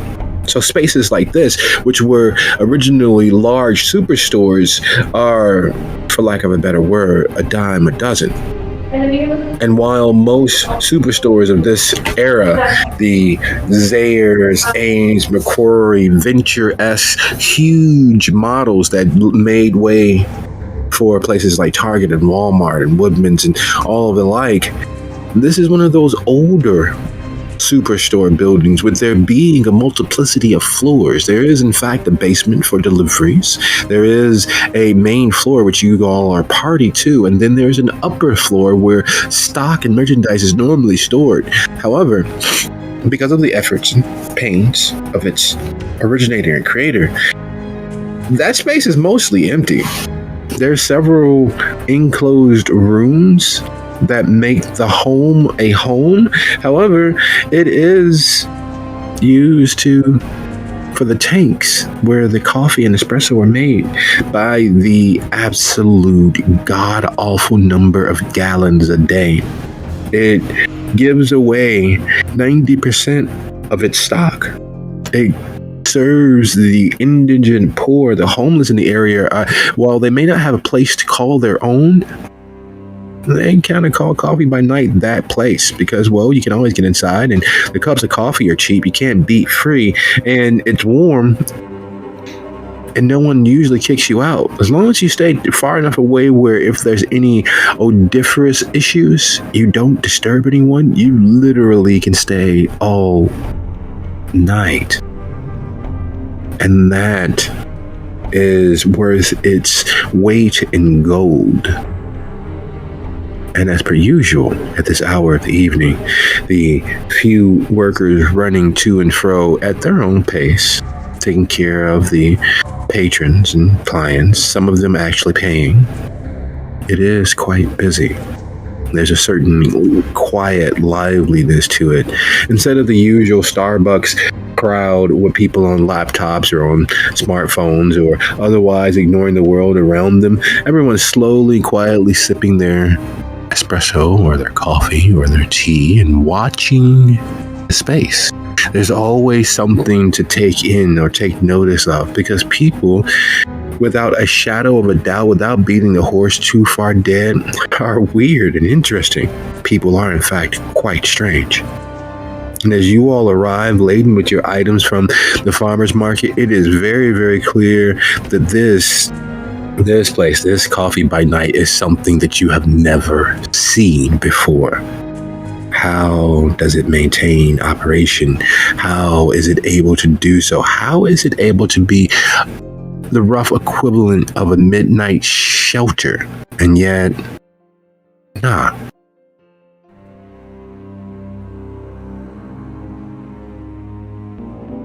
Oh, is that when I chime in? Well, it's run by his wife when he's away. Actually, for the most part, it's just run by his wife.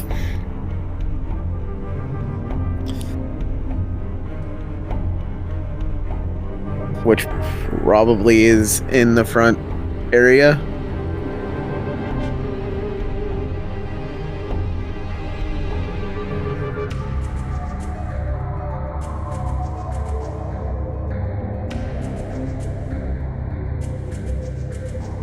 All right. So, arriving at Coffee by Night, what is everyone doing? How is everyone setting up? What are you all doing? Doing is the question here.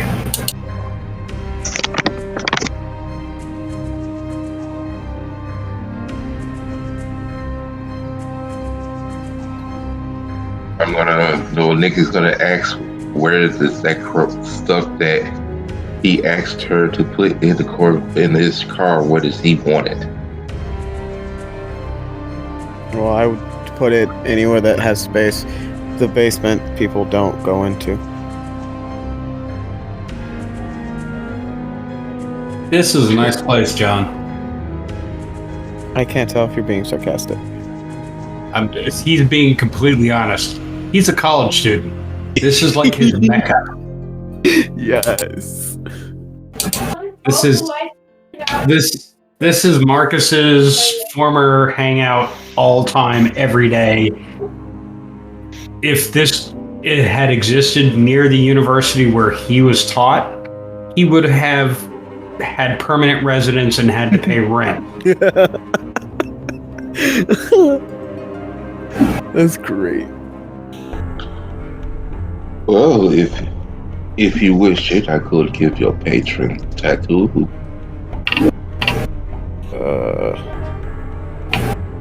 I am licensed. Let's just business, not pleasure.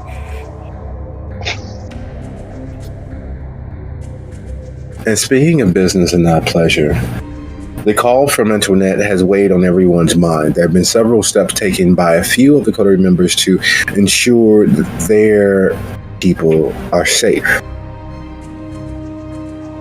Well, the cathedral's closed, right? And the reason why that's a factor, why that Antoinette's call is a factor, is sitting there holding court with the many voices in their head. John spies one of the many Dustborn who visit Coffee by Night. And he's rambling at the table.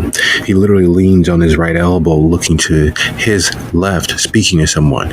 And as he finishes his statement, he leans on his left elbow and looks to the right, speaking back to the person who spoke to him while invisible, and then switches back to his right hand, right elbow, this time leaning forward, pointing the cup in front of him, steaming, smoking, having lost no heat, clearly is a refresh. But the conversation's clearly heated. And from this distance, you can't hear exactly what is being said, but it is clear that those two individuals, that single individual, is having a moment of contention with themselves. You've heard of being of two minds on a thing, but it is rare that you get to see it in action. I walk over. I told you we should have stayed. Bear was right. We shouldn't have even bothered to cross the border. No, we had to cross the border because of that fucking Blakeney, the shadow monster. They were going to take all of everything from us. It was your fault for suggesting selling the blood to begin with. We knew we were stepping on people's toes. Yes, but it was quite lucrative for us. We made a killing, and now we are here living in a lap of luxury in our kingdom. No, it is not our kingdom. We have to share it, so therefore it can't be our kingdom. It is part of our kingdom. We have a small say, and we don't have any say. Those two empty-headed, pretty, vacuous beasts are leading the movement because we have. Don't you dare say it. It's okay. It's been long enough. We just have to accept the loss sometime. You can't accept the loss. That's the reason why you are here. Because you can't accept the loss. The loss we lost. It's all your fault. It is not my fault. I was smart enough to drive away. I didn't stay there and watch as our brethren, they're not our brethren, otherwise they would have drove away with us. They would have left those people alone. Those shelters, no place for anyone. They were clearly in the wrong. They held Sylvia, our teacher, our savior, our leader.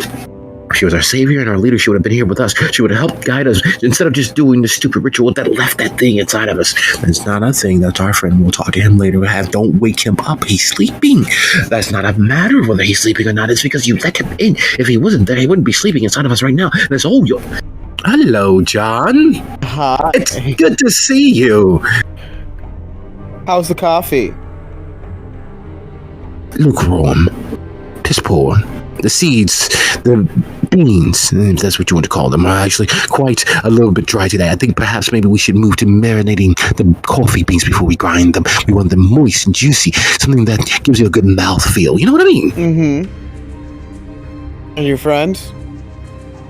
Oh, he's fine. Yes, I'm quite fine. You understand. It is just a matter of we're having a small discussion. It is quite rude to interrupt. Would you like to take part? We are arguing about... Which is better, Vermilion or Burgundy? I myself a fan of wine. It is delicious. Although why is it called wine when wine has such a varied range of colors and hues? But all the same, wine is still very good. And Vermilion is nice as well. But between the two, Vermilion and Burgundy, I always liked wine as such a rich and deep color, don't you think?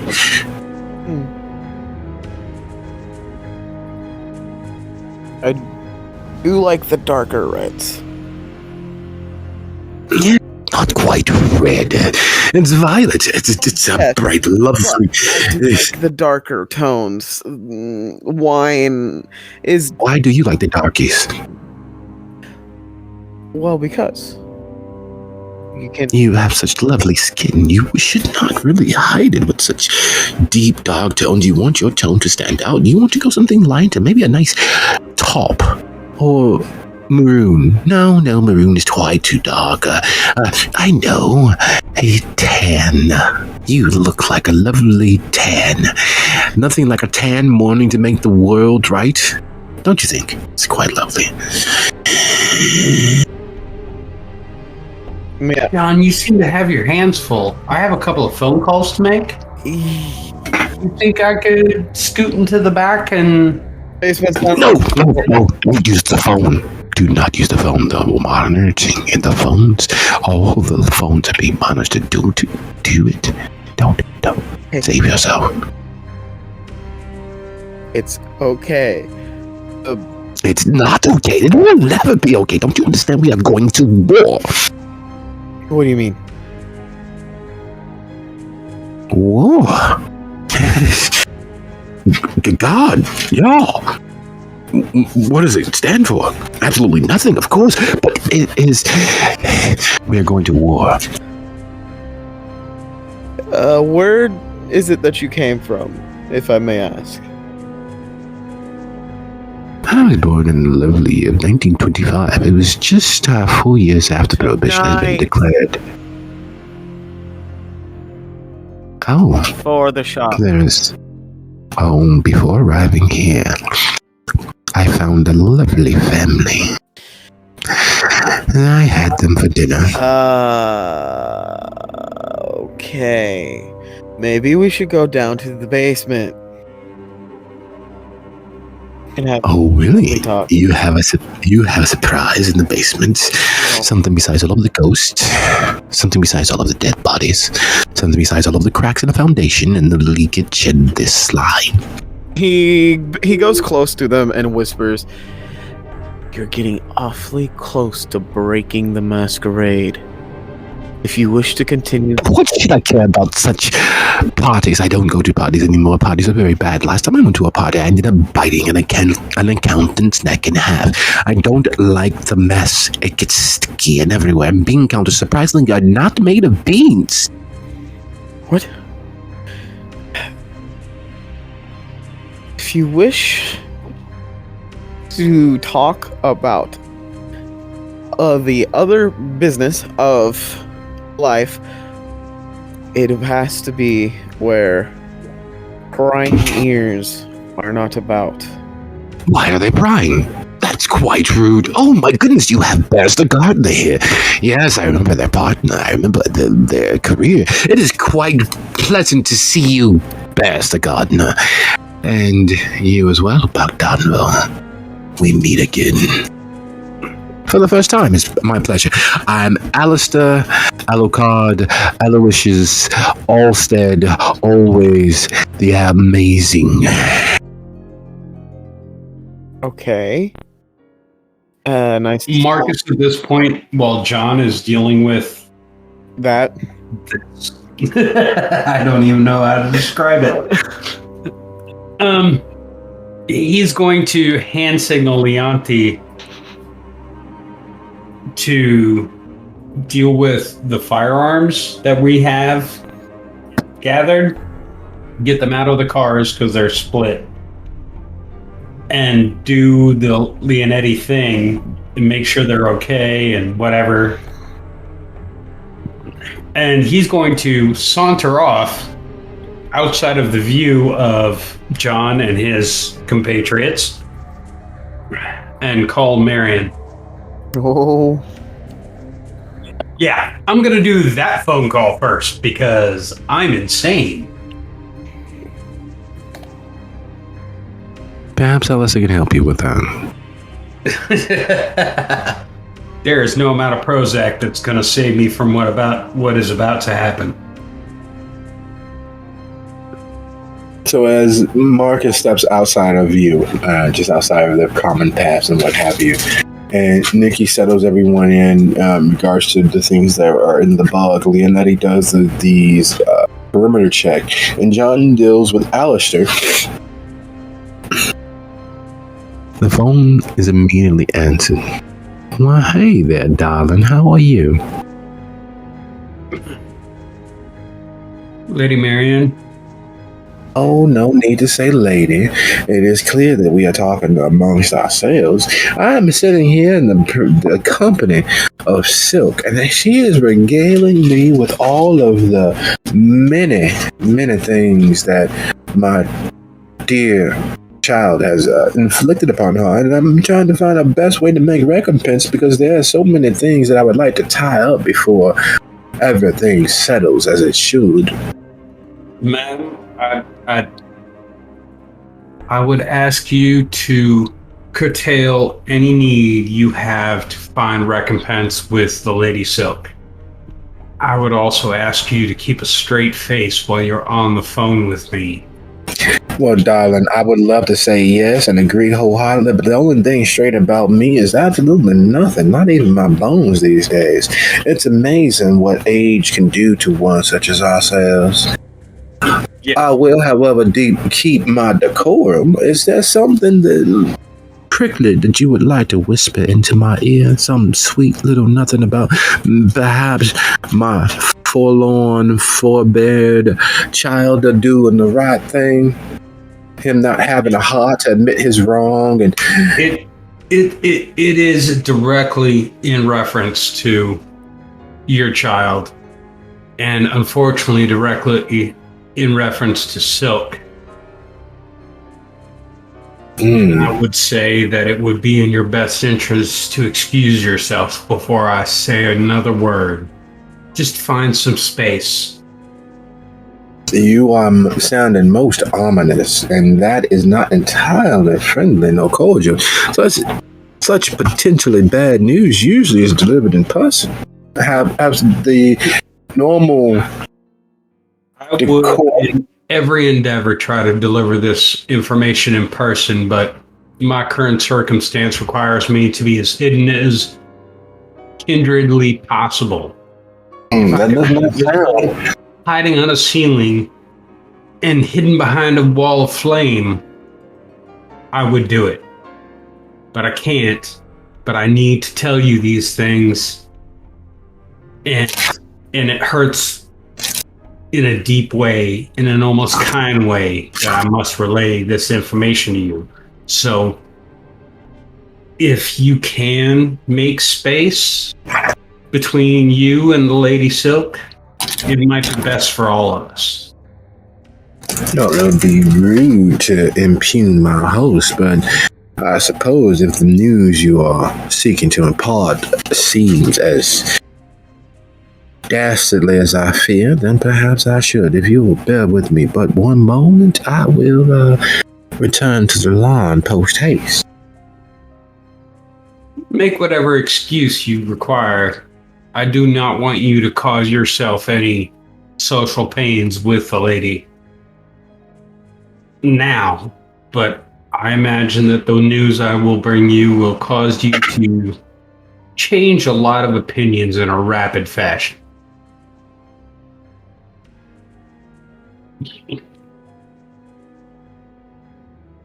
Very well, Mr. Marcus. Bear with me one moment while I make a hasty and sadly far ruder than I would like departure.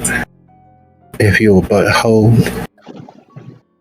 Absolutely. I am at your service.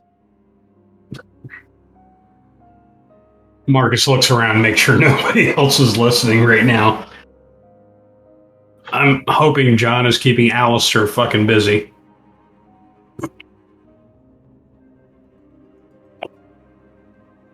A few moments later, you can hear the sound of Marion moving, the sauntering of her steps, the loud connection of her high-heeled shoe against the concrete, echoing into the phone.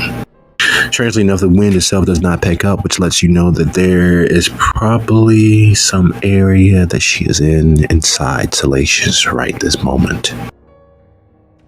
Some small, out-of-the-way causeway, one of the many paths that the donors take between the suites, out of view of the public.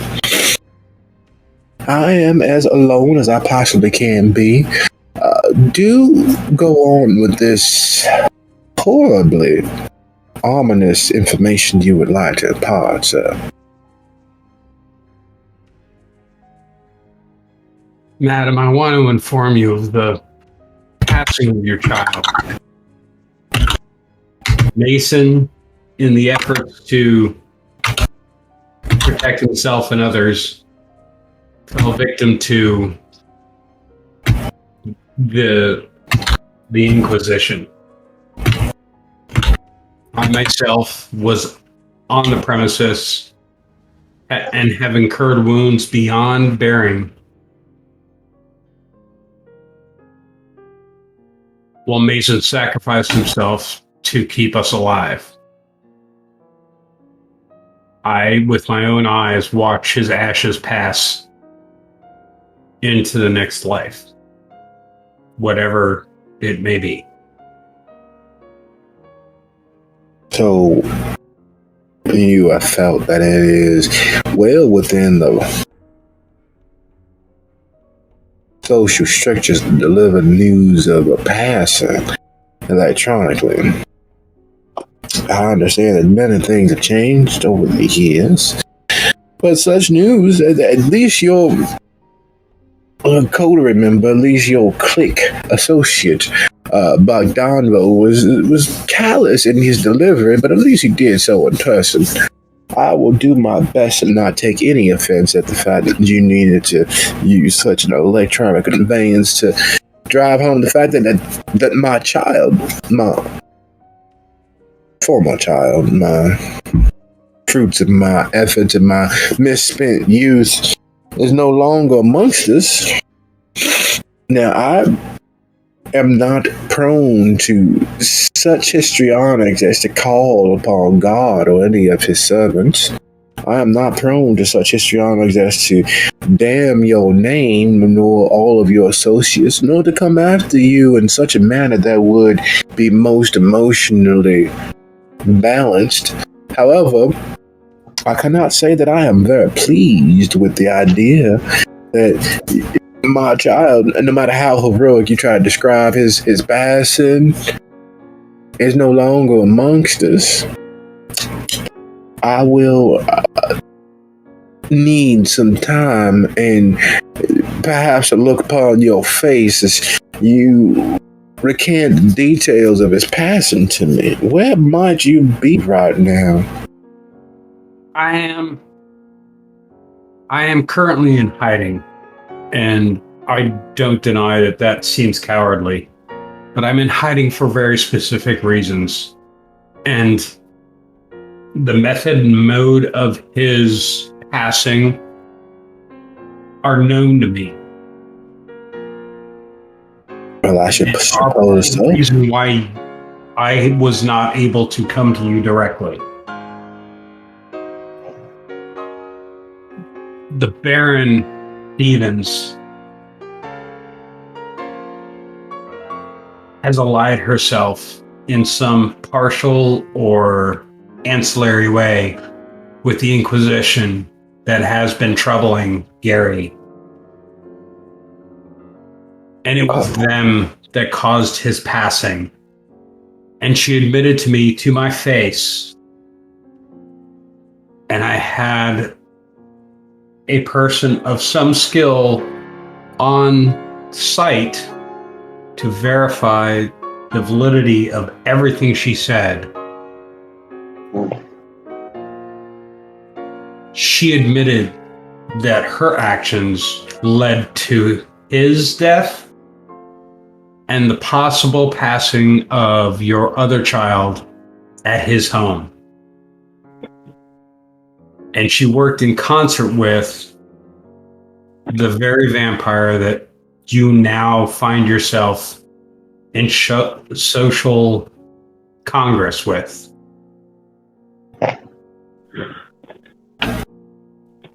That is why I asked you to find yourself a separate space. Everything I have found out in the last 24 hours points me to the idea that Evelyn Stevens, working as the pro tem Baron of Gary, had subsumed Silk, a member of the Tower Vanguard. And the two of them conspired together to further the efforts of the Inquisition to solidify Evelyn's place as the primary power of kindred society. And Mason became an obstacle to that, and they removed him as such.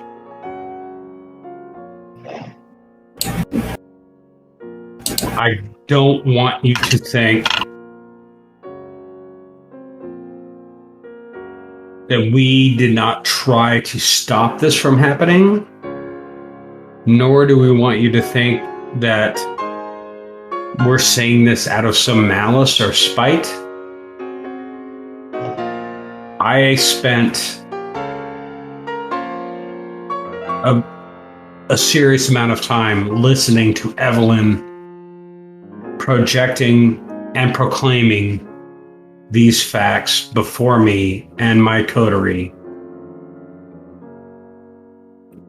And I tell you these things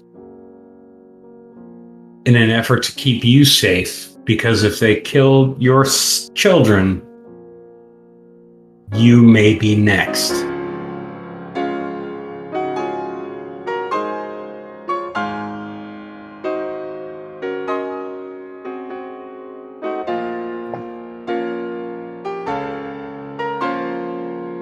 Pale horse you are, aren't you? Filled with all of the less than positive news that one could ever hope to hear. I will think on what you have provided, and I will do what is best, I thank you for your information, and I hope to have the opportunity to return your favor in kind, good sir. You have a lovely evening. Click. Jesus, she's gonna fucking gut soak like a silver trout. Fuck. That is not the plan I had.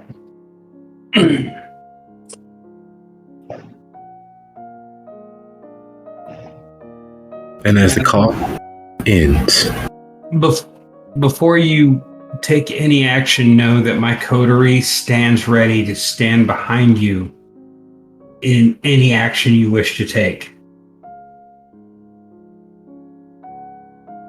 We, right now, are making plans to deal with the SI within the city, which inadvertently will have a negative effect on Steven's place in the realm. And we hope not to lose you as an important part of what Gary means to all the kindred within it. So if you have need of us, you just need to call on us.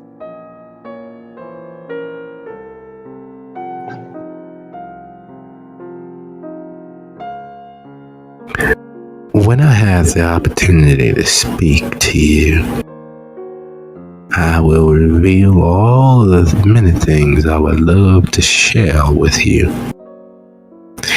Again, sir, you have the most enjoyable night that you are able.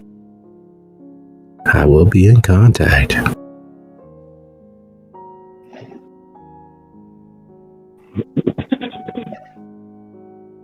Hey, Jesus, that didn't sound good. It's just...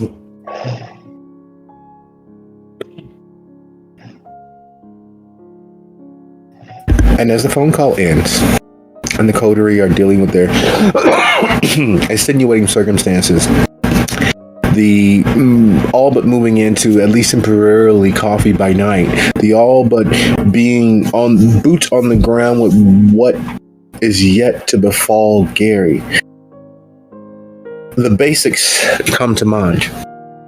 The reason behind their actions for pursuing their autonomy, the reasons behind them being enmeshed in this wicked tableau of point and counterpoint across the city. There was a catalyst, a inciting incident, a moment that started all of the fireworks, a spark that was lit. In Chicago, there was an assault on Chinatown. There was an assault on the Grand Chantry. And because of that assault, which has been leveled and laid at the feet of the anarchs, the vanguard are here. The vanguard of some kindred who's coming to input the full weight and boot of the tower on the city to carry. And like all things do, it rode downhill like a snowball, escalating in size and speed until it pulled everything in its range into its maw. A jumbled mass of intentions, hopes, aspirations, and mountains upon mountains of death, endings of immortality, and worse. And yet, here the coterie is. A missing, closed for business tattoo shop, a farmer's market lying fallow, a barrister's office, an attorney's office now on vacation, a hand of death, the devil's right hand mercenary, hitman, killer, wanton assassin, throwing his arms and aims in with what would be, by any other stretch of the definition, Robin Hood and his merry band of, well, cutthroats, thieves, and murderers. And that basic spark, that initial fire, still has not been put out. Even with the information parsed to the coterie from Caldwell, even with the mountains of distractional facts laid at their feet by Baron Stevens, that initial inciting incident still lays unresolved. The fires of it tearing through the city. And as Marcus slips the phone away, and the coterie draw it close to their night, I thank you all for a lovely session. I look forward to seeing you all next episode. Good night, everybody. Oof. I'm not entirely sure that she gives a